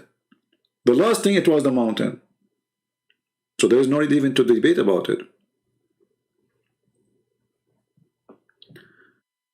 But anyway, even when you come to show us into contradiction, we say to you, call us to show us, you don't dare to do it. This is telling you how weak you are. Muslims are weak believers. This is why they have weak hadith. You ask any Muslim, what do you think about this hadith? He says to you, it's weak. What kind of religion they accept to believe that their prophet, the story they wrote about him, is a fabrication? They are saying to us that we Muslim, we lie. About who? About our prophet. That's what they were saying. So you have books in your libraries, all those hundreds of years, and they are the highest books for you. The second we quote for you what is in your books, the books are not good no more. That because your religion is weak and your prophet is weak. How you can find a good wife? Somebody told you that I am your neighbor who work in how I can find a good wife. Look at, hey, I need to find a good wife for me first. How I can find a good wife. Like somebody saying to, like somebody told you that Christian Prince, you have 10 wives. If I can find a good wife for me, I will advise myself first before I advise you. People are funny. Unbelievable. Here we go. Captain, he changed his name, he came back. Well, moreover, the Bible is written by many different authors. It doesn't matter, because simply the Bible is a book of books, you idiot. You are again son of Muta. The problem is that you have a book which is supposedly written by one author, yet this author contradicts himself. Change your name and come back. See, this is against you. Because if we have different author, as you are saying, and each one of them is saying something, well, they are different author. Otherwise, if we have one book, there's no need for the second person to write the same book. That would be stupid. As an example, if we have the book of Luke, and then the book of Luke is exactly the same as the book of John. So why John need to write a book the same as the book of Luke?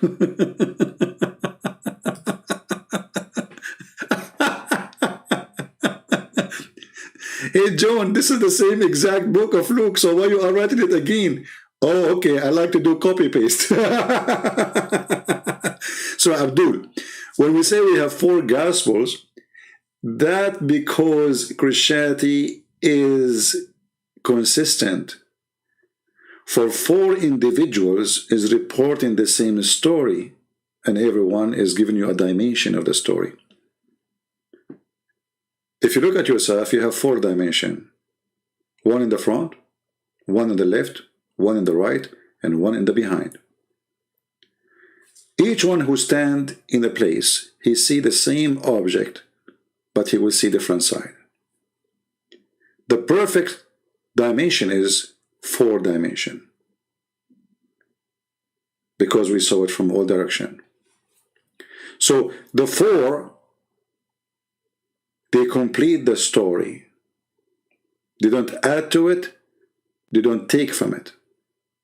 They make it more understood and more explained and more, let us say, livable story. If I was next to Jesus when he was on the cross, let us say I was 20 meters away, but there's a person who was 10 meters away. That person who is 10 meters away, he will hear more what Jesus is saying than someone like me. So for me, I can say what I heard from people around me because their voice is loud to me. But I cannot tell you what the one who was 20 or 50 meters away was saying. So this is your silliness. However, in your Quran, it says, Inna alayna jam'uhu wa Qur'anahu. It is on us to collect it and to put it as a book. But Allah, He did not collect the book. He did not gather the book. Who is the one who did that? Muhammadan.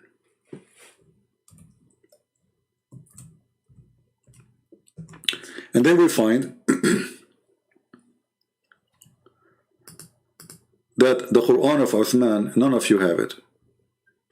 The Quran of Muhammad, none of you have it. The Quran of Hafs, none of you have it. I mean, Muhammad, he says, Allah, he sent him 7 Quran. None of them you have. You claim that you have recitation of a person who was 200 years after Muhammad. His name is Hafs.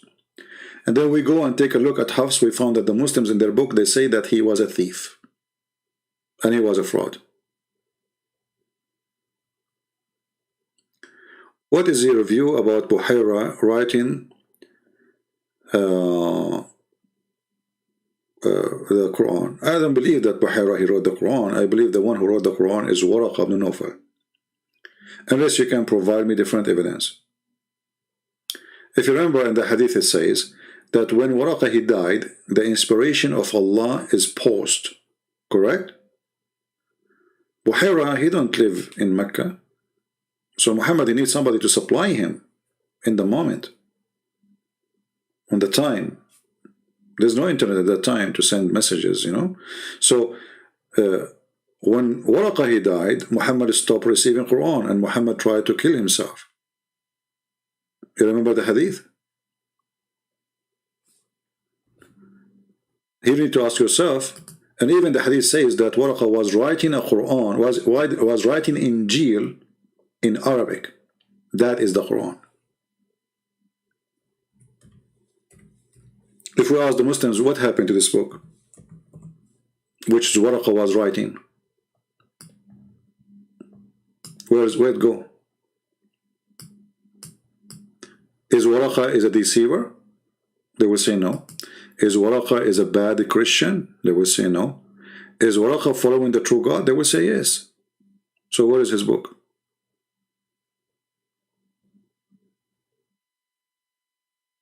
Here you see that Waraqah, he became a Christian and he was writing the Injil.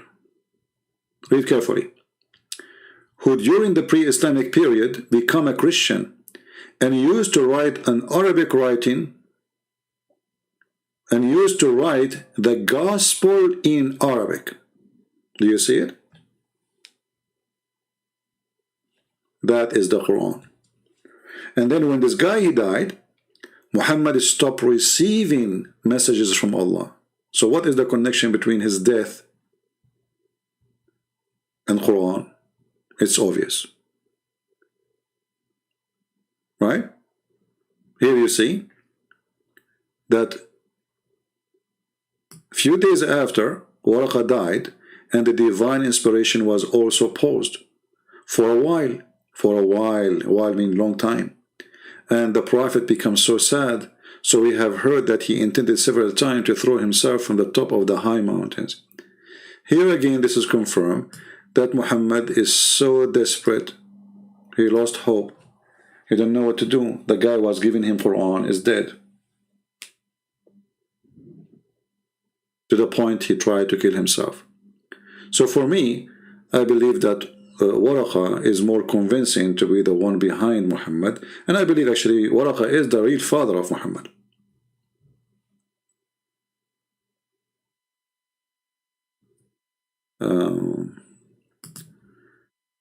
Can you give that which says we have not sent any spirit, this verse, to prove Muhammad is a false prophet?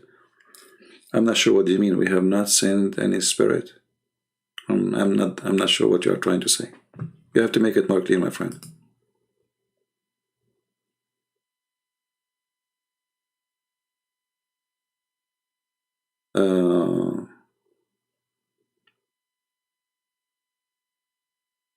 Do we have any Abdul want to say anything? Tabari Tafsir, Muslim, they say this one is a true tafsir. Well, if they say this is a true tafsir, that's wonderful, because the Tabari will expose all of Islam. You see, if you go to the books of tafsir, like in this website here, at tafsir.com, this is the Jordanian government website. So if you go and click here at books, you will find a long list, really huge list. And you will find the date of those lists. Like as an example here, this is 150 after Muhammad announced himself doing hijrah or immigrating. This is the calendar of the Muslims. So the more earlier it is, the more truthful it is. So when the Muslim, they say, we accept this guy as long it is earlier, no problem. That's wonderful. Because at that time, the Muslim did not need to compromise like today. To say, oh, it doesn't say beat the women. Oh, it doesn't say, etc. You know what I mean? So they were like, at that time, in their glorious gang time, killing everybody, occupying land. So they have no reason to compromise in their books. So books who can explain Islam is books which is very early in Islam, can be considered more truthful than other books who came, like Ibn Kathir. Ibn Kathir, he came 800 years after Muhammad. That's mean 1,400 years after Jesus. You know what I mean? So this guy is pretty new compared to the rest. So his translation to fit with that time, or to say his interpretation to fit with that time, so they compromise. So the earth is not a flat no more. The sun is not going in muddy water no more, etc. Right? So here you see the date of every interpretation, and the more it is, the number is small, the more it is better. So now At-Tabari is a 310, which means 310 after Muhammad claiming to be a messenger. But this is not the earliest, but this is one of the earliest. So for me, no problem. Actually, I changed the Muslim to say we agree with this. At-Tabari is very good for me. No problem.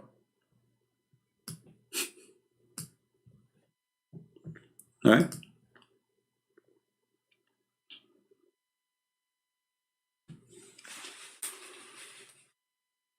Do we have any Abdul?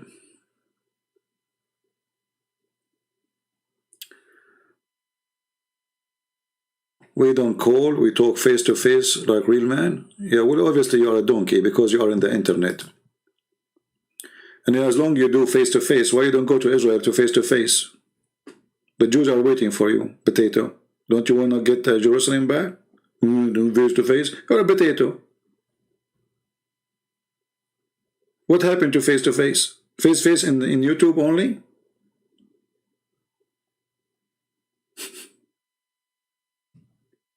In YouTube, you want to do face-to-face? You're in YouTube, you idiot.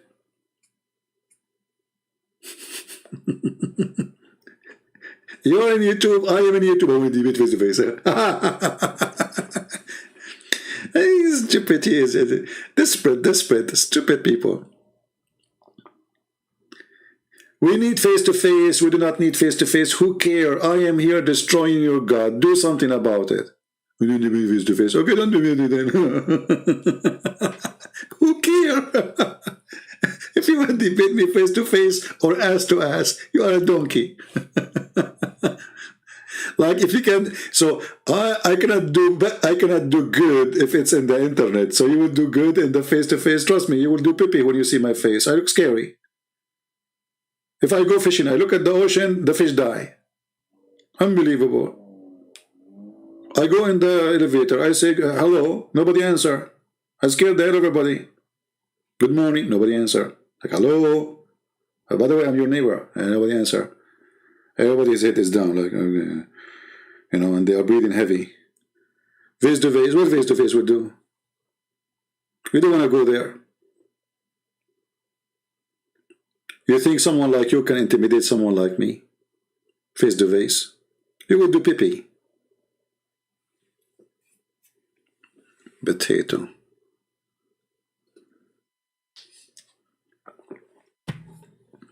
When the Christians, they come to Muhammad and they want to debate him face-to-face, do you know what Muhammad did? They spent the whole day talking to him. Answer us. Okay, give us an answer. He refused to talk.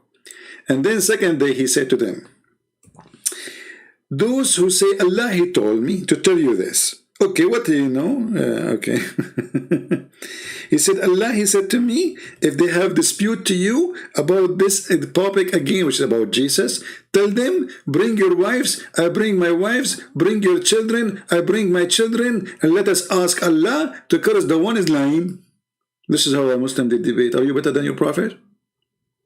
Your prophet is a potato. He could not refute the Christians.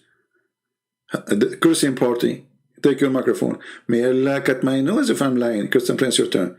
May Allah cut my beard if I'm lying. Hey, Christian Prince, that's not fair. I said cut my nose. You said cut my beard. I mean Abdul.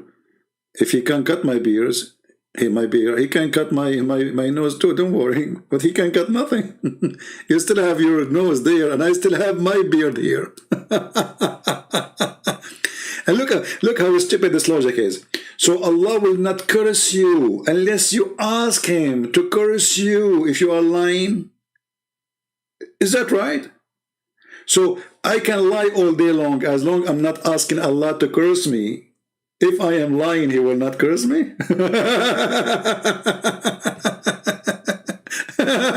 It's like saying, I'm going to rape women and Allah will not punish me unless I ask him to punish me. What the heck? You're a prophet. He have no IQ at all. Not only have a low IQ.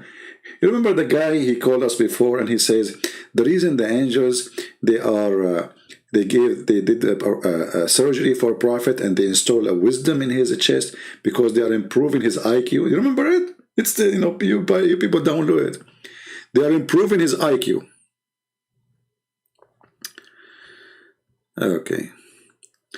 Can you give me some point to prove that Muhammad is a false prophet? My friend, a prophet is somebody make a prophecy, correct? Okay. Ask the Muslims, where is the prophecy in the Quran which come true? They will try to give you something from the hadith, even those we get them busted. As an example, there's a chapter in the Quran, it's called the chapter of Al-Kafirun, which means the chapter of the Kuffar. Muhammad is said to the people of Quraysh, I believe not in what you believe, and you will not believe in what you believe, and I will not believe in what you believe, and I believe, and I will not believe, and I believe, which means, I believe not in what you believe, and you will not worship what I worship, and I will not worship what you worship, because you have your God, I have my God. Later, they convert to Islam. But he just told them, you will not worship what I worship, and I will never worship what you worship, and you will never worship what I worship, because you have your religion, I have mine. But later, they became Muslims.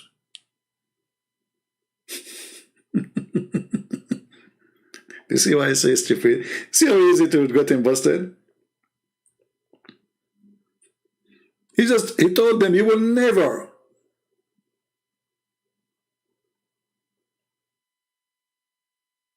And later all of them, they became Muslims.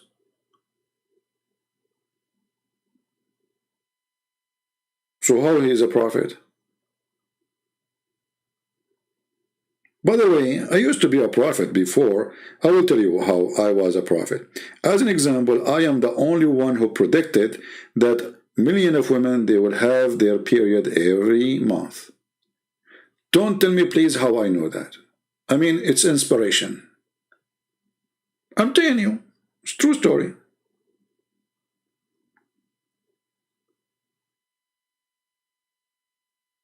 So when those Abdul, they say, Muhammad is a prophet. Well, a prophet is a prophet who make a prophecy. We look at your prophecy, we laugh. We find that there's no prophecy in the prophecy except the opposite. Muhammad said that the judgment day is very near and the moon split, which means the judgment day started. The moon split is a sign of a judgment day starting. That's it. I mean, how bigger it is from splitting the moon. But look, the moon is still there and it's not a split. Did Allah glue it back?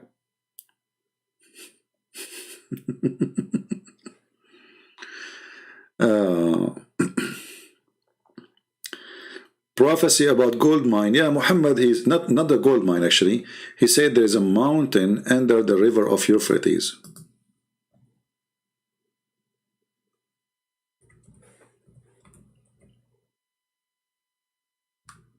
And this is very soon. And that was 1400 years ago.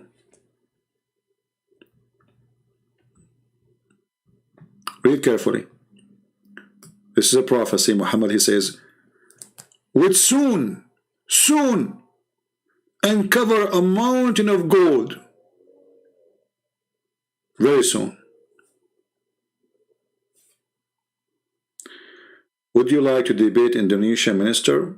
I would like to debate Indonesian president too. Who cares? Don't tell me what you do. All of them, they are welcome. That would be fun actually. Sure.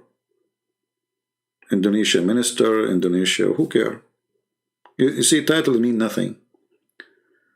We debate the human being, not his title. Right? People are people. So what if he's a minister, he have a different brain? He might be more stupid than the rest.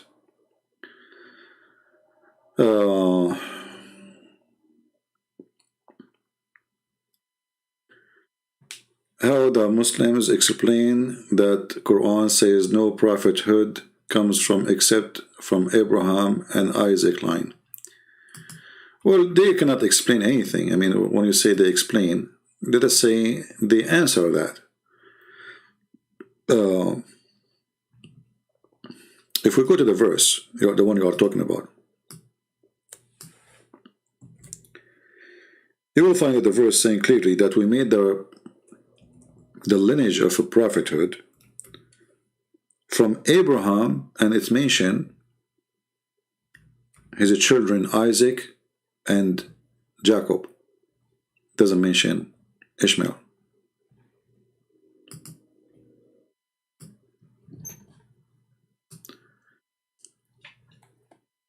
How they can answer it? They will say there's other verse saying that Ishmael is a prophet, but doesn't say from his seed will be a prophet. Here it says, and we bestowed on Abraham, Isaac, and Jacob, and we ordained among his offspring prophethood. So he mentioned clearly the names. And then he mentioned names of the prophets will come from Isaac and Jacob. Who is Imam al-Mahdi? If I tell you really who is Imam al-Mahdi, you will laugh. Okay. Do you know, for sure we know Peter, right? Peter. If I tell you that the madness of Muslims goes so far to the point they say that al-Mahdi is the grandson of disciple Peter. It's hard to believe, right? Usually I don't talk about those things because this is a complicated topic, but according to the stupidity of this cult, that Peter, he is the grandfather of al-Mahdi.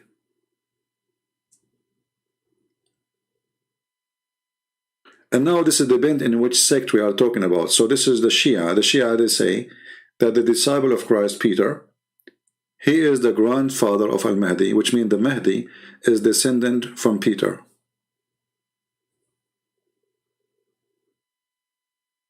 Maybe we can make a special topic about this to cover it. And then we can show the reference and the books.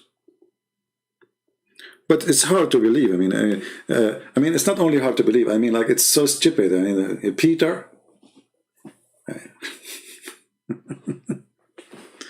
Hey, don't use the bad word in front of the name of Peter.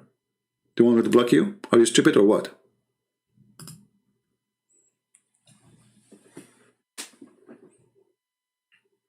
Clean your nose. Clean your mouth. Don't use the F word. So, you know, the more you read Islamic books, the more you learn, the more you notice how crazy this cult is. So you might be shocked when you hear it. You know, there's many things I don't share really, because there's no, I mean, I focus in what is making things easy, and it is necessary to learn to defeat Islam. There's other things which is not really the major interest. I don't really talk about.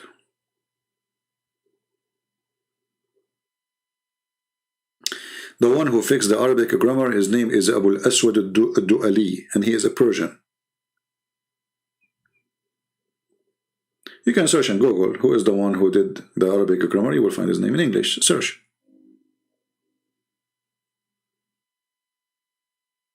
Well, there's a million things we can talk about Islam we never mention here, but as you see, you have to give me a reason to talk about it. You see, a knowledge of a man will appear when the reason come. You know what I mean? So usually we speak about certain things, as I said, because it is what I need to arm the Christian with, for it is everyday topic. Al-Mahdi is not really important for me, because you know, I mean, he's not even Muhammad, so what I would talk about, you know. But obviously there's tons of fiction stories about such a person.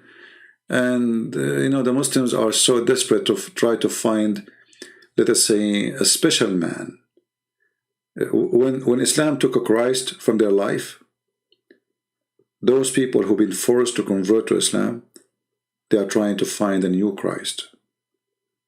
So you will find that in Islam there is a 12 Imam. Jesus have a 12 disciple. Muhammad, he says, take the Quran from 4. We find that we have a 4 gospel. And we have 4 disciples wrote the gospel. We find that Muhammad, he used the number 7 and the number 70. This is Jesus' words. So Islam is a counterfeit, false copy of Christianity mixed with other belief.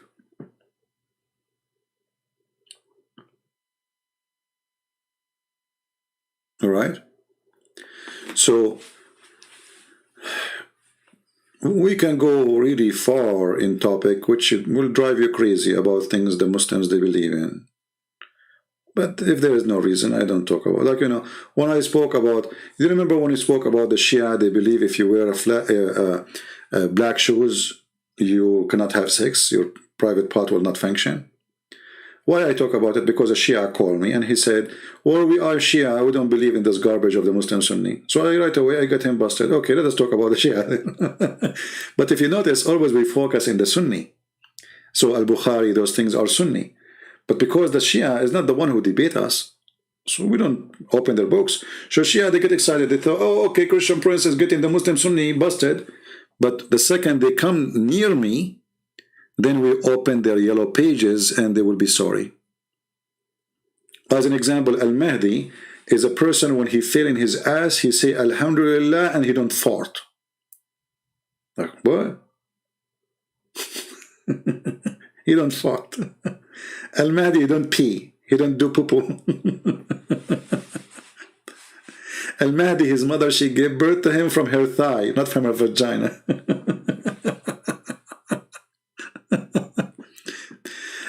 I mean, Shia, they have a lot more crazy than the Sunni. Like, if you look at your wife anus when you are having sex, your son will be a homosexual.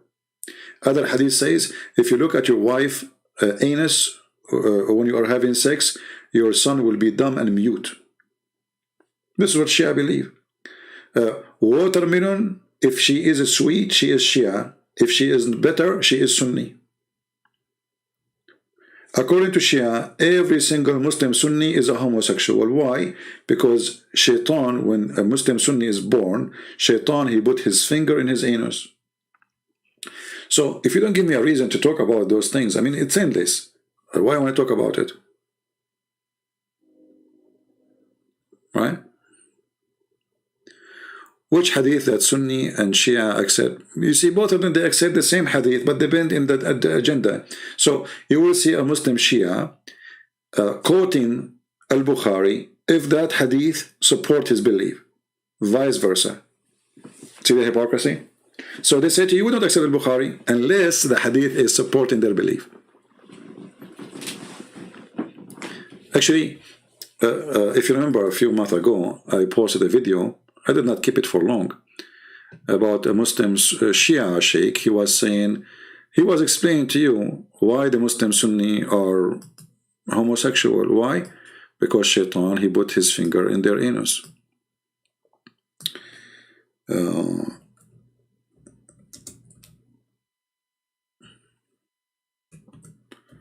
Let me see if I can find it.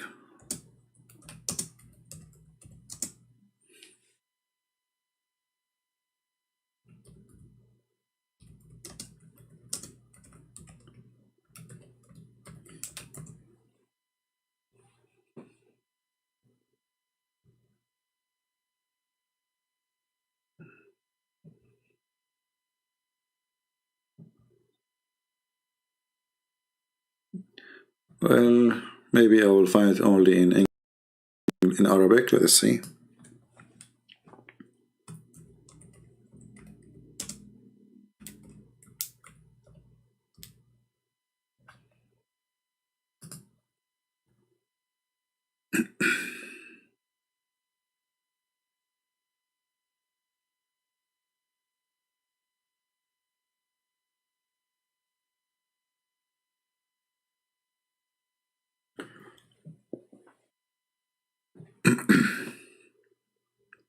I don't know if I can find it really, but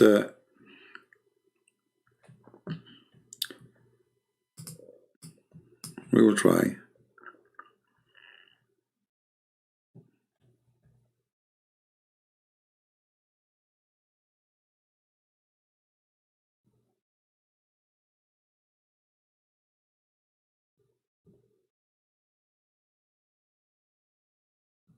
Let us see.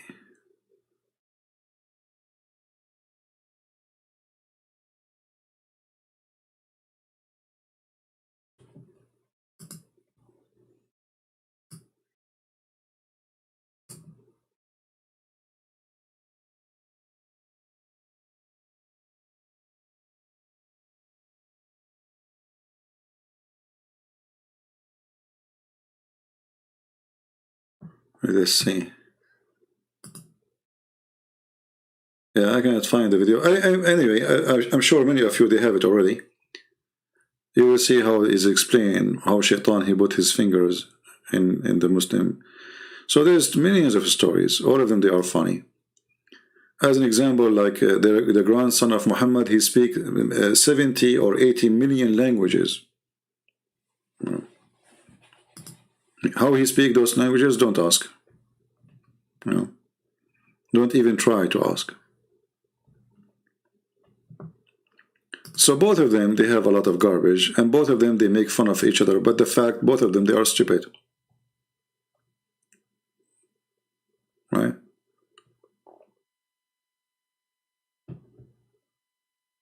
Any other question here? Well, it is 2 a.m. in the morning, and I think it's good, it's better for me to go. What do you think, guys? Isn't it better? It is 2 a.m. in the morning. Hello? And I think my eyes start hurting from looking at the computer. We are already here almost for 4 hours. You see how fast time goes. Yeah, he speak 80 million or 70 million. I speak 69 millions. So like we have to say, me and Al-Hussein, we are very close in how many languages we speak. You know, like when you remember the story I told you, like when I was a kid, I have a fight with Bruce Lee, from Brazil, which he was coming from Indonesia. And, like we went to the grocery store, the guy was trying to buy potato, and I said to him, I'm not going to give you the potatoes. And then he spoke to me in his language, which is like, this is true story, by the way. And then I said to him, we're going to fight outside. So he said, okay, let us go fight outside of the store. So we jumped out of the store, we found ourselves in South Africa. And then in South Africa, I said to himself, you know what, we are in South Africa. Me, myself, I don't like to fight in the south. Can we move to the north? So we decide to go to the North Pole. And then in the North Pole, we found that it's too icy. I mean, come on. So I said to Bruce Lee, like, come on, and I cannot fight you in the ice. It's so cold here. He said, okay, hello.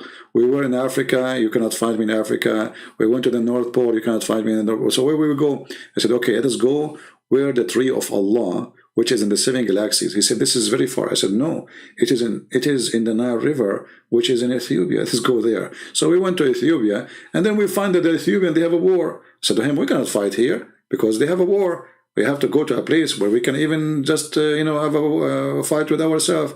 So I said, okay, where we going to go? So I said, okay, let's go. I have a friend who lives in Japan. We just across the border through, we go from Iraq, we go to Japan because Japan is in the border of Iraq, as you know.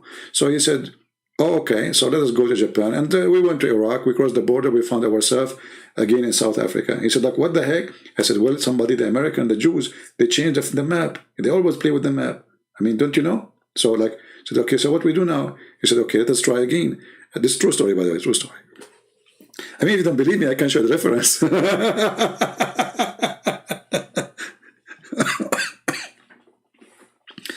So Christian Prince, he is trying to avoid Bruce Lee. I will fight you face to face, okay, Bruce Lee? But, we have to do it in, so like, not here. Okay, where? We go there. Okay, we go there. No, this is not a good place too. That's what the Abdul they do with me. Really, true story, by the way, true story. I mean, is it obvious that it's true story?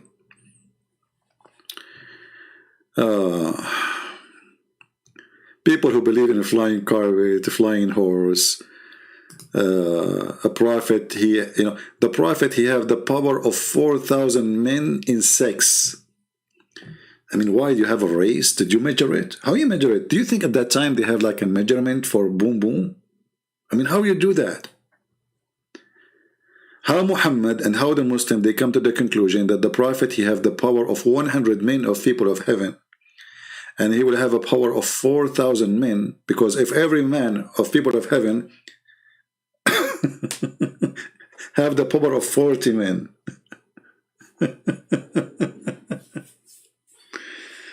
Oh boy. Every man in the heaven, he have the power of 40 men in earth, and boom boom. Muhammad, he will have the power of 100 men. X40, 4,000. And the funny is that this religion, they are proud about the penis of their prophet in heaven, but on earth, the guy, he could not even have sex with his wives, and he could not make any of them have babies. I mean, nothing wrong with if he cannot make them have a baby, but obviously he's exaggerating with his sex power because he knew there is something missing. You see, those who exaggerate, talk about their sexual power, obviously either they are mentally ill or they are trying to cover something. Maybe it's the opposite. The hadith says that the prophet, he was bewitched and he imagined that he have sexual intercourse. In fact, he did not. What happened? Muhammad, he go to his friends. He said, yesterday, brothers and sisters, I was doing boom boom all night. You really, Muhammad? Yes, I did not stop. Boom boom boom boom. Boom boom boom boom. From a woman to a woman to a woman. Second day, the women, they start talking. They ask the wives, man, your husband yesterday told us you have a very hot night yesterday. I said, what? He did not even get close to us. What are you talking about? So when the news became fishy, so Muhammad, he have to come with an excuse, and he said, "Oh, I'm bewitched. Okay, I imagine myself having sex with him like that."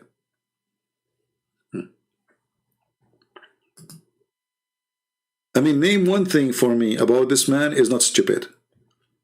How in the world this guy, he imagined himself having sex? You see, you might say, okay, this guy is sleeping. This is not in the sleeping time. This is in the daytime. That's why they are saying bewitched. Otherwise, all of us, we see dreams. You know, as an example, you know, myself, I saw myself talking to Joe Biden, and he explained to me the Quran. Why one word? I said to him, can you explain the Quran, Joe Biden? He said, you know the thing. And I was like, what? That's good. Perfect. You know, that's it. No complaint.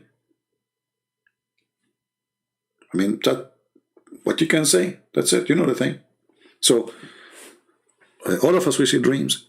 But this is not a dream. It says he was bewitched, and this is during daytime, and yet he is not living reality. To the point, even his sex is fake. Even his sex, they have no witnesses. This guy, he see an angel, there's no witness. This guy, he go to seven heaven, there's no witness.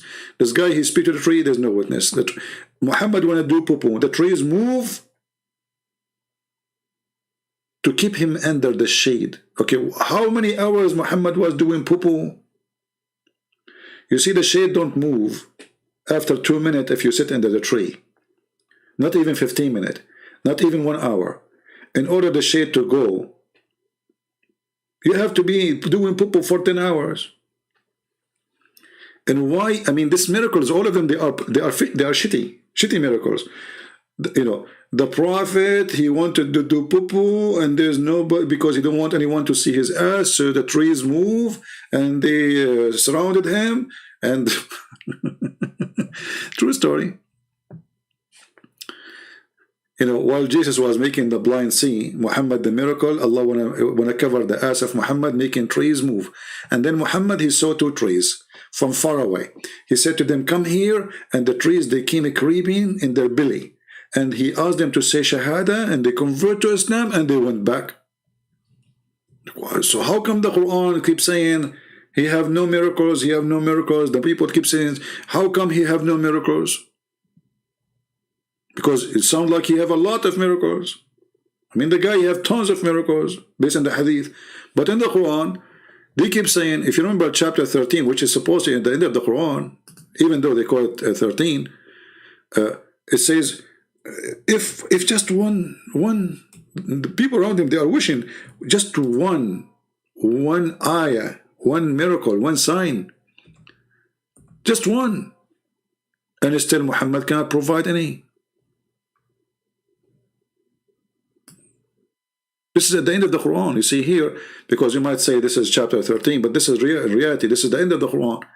The believer says, if only just one sign from Allah sent to him, one. So all those hadith are fabrication, obviously, because the Quran saying is, they wishing they are just one. Or Muhammad speaking to the lizard, and the lizard convert to Islam.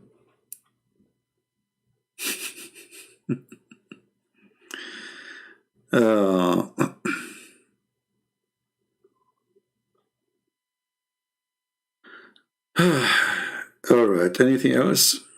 Actually, my eyes is hurting now. You believe it or not, I said to myself, let me go for 15 minutes and make a video about this topic and go back. Unbelievable. And now it's 4 hours. Do you see how much I hate you?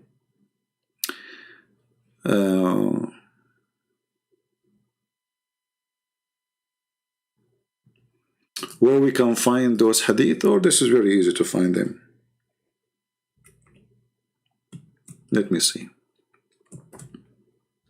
But the question is where we can find them in English.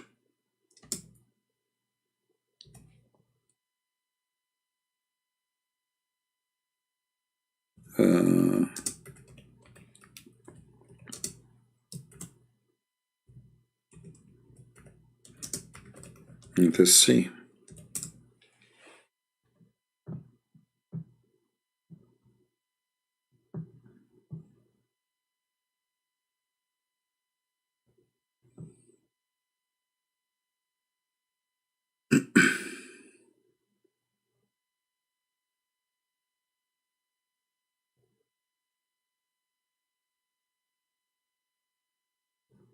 Let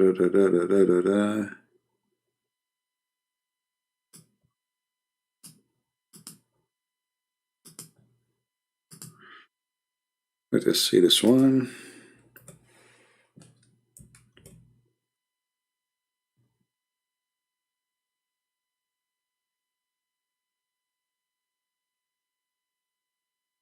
Here we go. So this is Sirat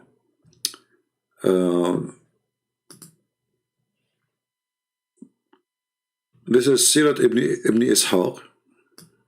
This is in Arabic. I cannot find it in English. Islam Port. This is the book of Sirah by Ibn Ishaq. And here you will see the story. Muhammad, he wanted to do poo-poo. Let's search for the thing. When the Prophet who want to do shit, he keep a distance. So none of us can see him. Alright? Then he said, he called Jabir. He saw two trees. And there's like a few arms between them. So he said to Jabir, go to those trees and tell that tree to join the other one so I can sit behind you. And then the tree, she creep and she joined the other one. Alright, so the Prophet can do. And then he sit and he did shit. Let me send you the link, and then I will send you the link. And I will use Google translation, you know. Let us see, Google translation.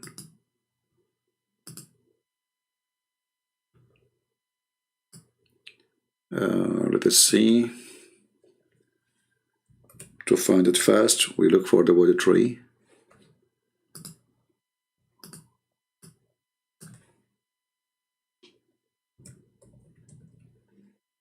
Okay. So here it says,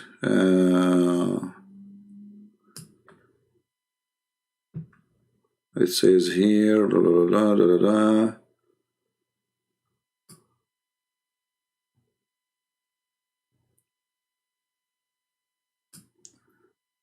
call out those branches of a tree. Actually, the tree, not the branches.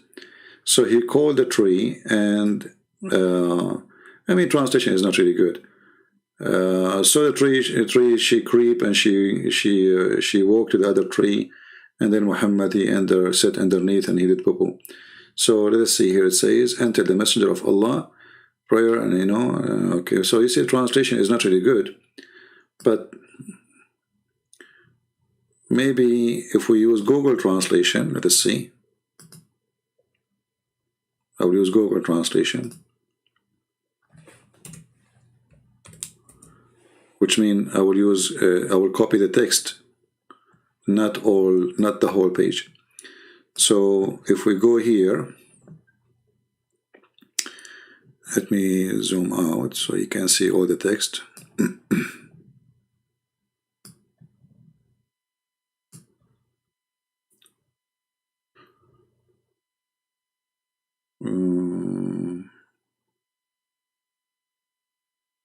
Where?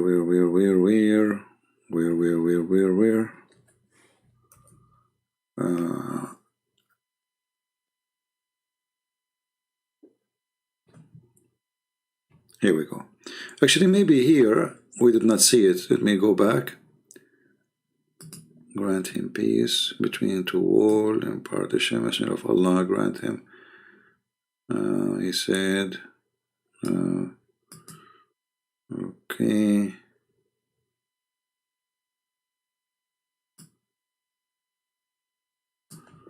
Yeah, for some reason in the translation isn't so. Anyway, so here we go. It says,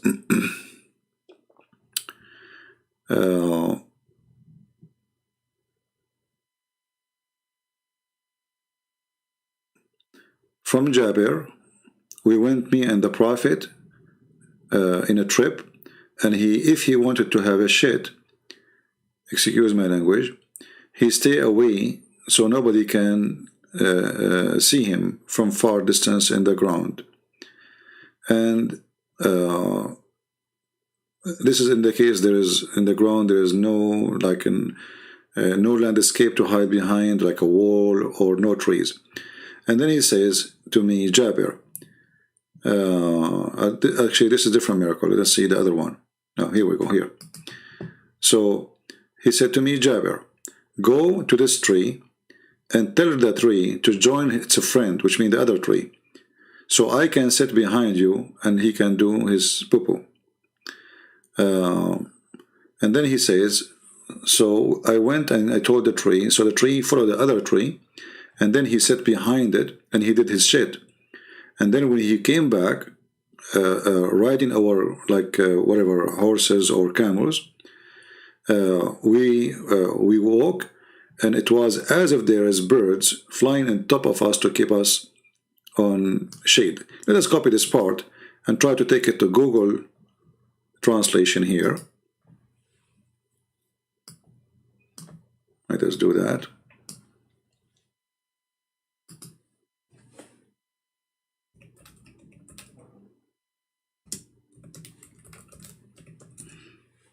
Always it's better if you copy like a little amount of text, not the whole text, not the whole page.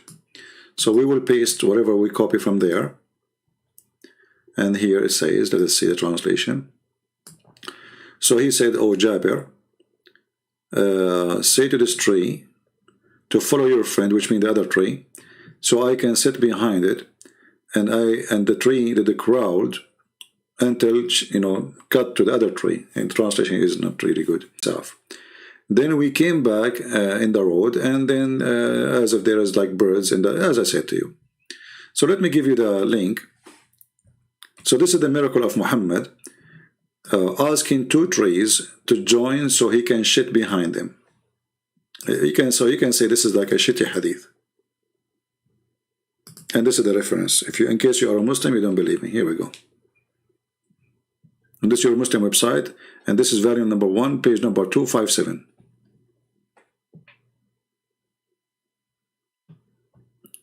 See, Muhammad, I mean, Allah is, you know, what you can say. No comment. I did that many times.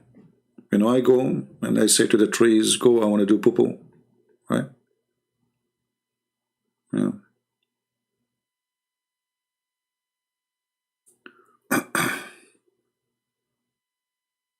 I mean, in the same page, there's many things claiming there that Muhammad he did, but all of them, they are funny and stupid.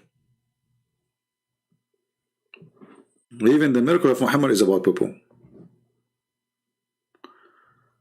Can you in the future make a series videos of Islam stories by time-based order? Well, this is impossible mission, my friend, because Muslims themselves, they don't know about what is the time order. There's no proof, you see. This is one of the earliest books about Muhammad. But this person himself, he is copying from Ibn Ishaq. And Ibn Ishaq, he made it clear that he dropped tons of history which is not suitable for Muhammad. And you will notice that the date and the reference about things, all of them, they don't make sense.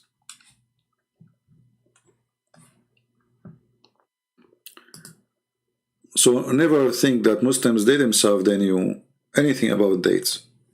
You know, the Muslims, they agree about not to agree. That's the only agreement Muslims they have. That's why when somebody says, like, do you think Islam is going to dominate the earth? I laugh, because Muslims agree not to agree. You see, they might say, you see them united, like cartoon of Muhammad, they go crazy, but all of them, they kill each other too. They are not united, really. They are not united about their history, about their hadith, about their religion, about the meaning, about the interpretation.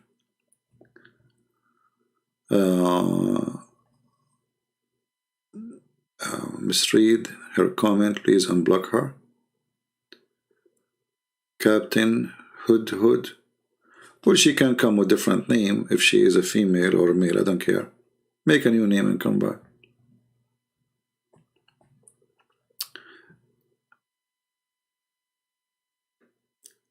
Do we have one more Abdul? And as you see, like the verses we showed you from the Quran, those are the last, in the last, like let's say, years of Muhammad life. And yet Muhammad, he don't have miracles. You know? This is Quran. People are still asking, how come they don't have one sign? So if Muhammad he have any of those miracles, he will say, okay, I did miracle. Are you stupid or what? How many miracles I have to do? But they are saying, if one, just one, and this is the end of Muhammad's life, still not even one sign sent to him. So if Muhammad he like the tree, I mean, this is a big miracle. You see, you know, sometimes like you want to go do poo and there, you know, there's no bathroom. So if you can, like, you know what? I wish sometimes like I'm like Muhammad. So imagine like you go, let us say, you are in Washington DC and you are in the road and you need to go to the bathroom now. So look, if I were Muhammad, I would say, hey Jabir, go and tell the White House where Joe Biden he is living now to move here next to the Capitol building so I can do poo between them. Miracle. Miracle. Even he have miracles about shit.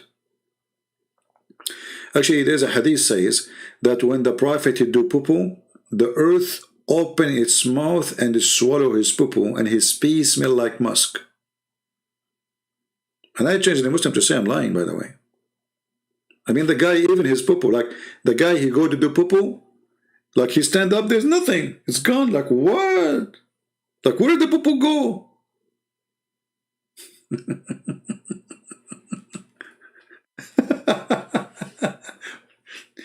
You know, like Muhammad is doing poo, and Muhammad is at 14 hours. So you expect that Muhammad, when he stand up, he will find like a mountain of poo.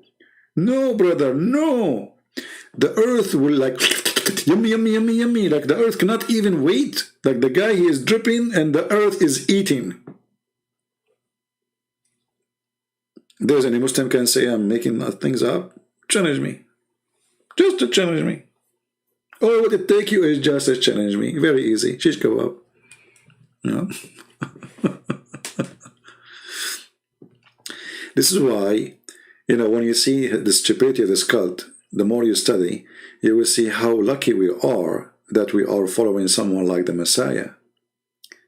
You see, you might find like there's bad names. The Bible mentions stories about bad people, right? But the Bible never praised bad people. And at the same time, we have a very wonderful person. And this person, even though he is between us as a human, but he was holy always. And you will notice that Jesus, he did nothing for himself. You see, Muhammad supposedly here using the power of God to do poo. What is favor in that? Jesus, he used his power to heal you, to make the blind see. What Jesus will get from that? Nothing. Do he get paid for it? No. Is he doing a short time? No.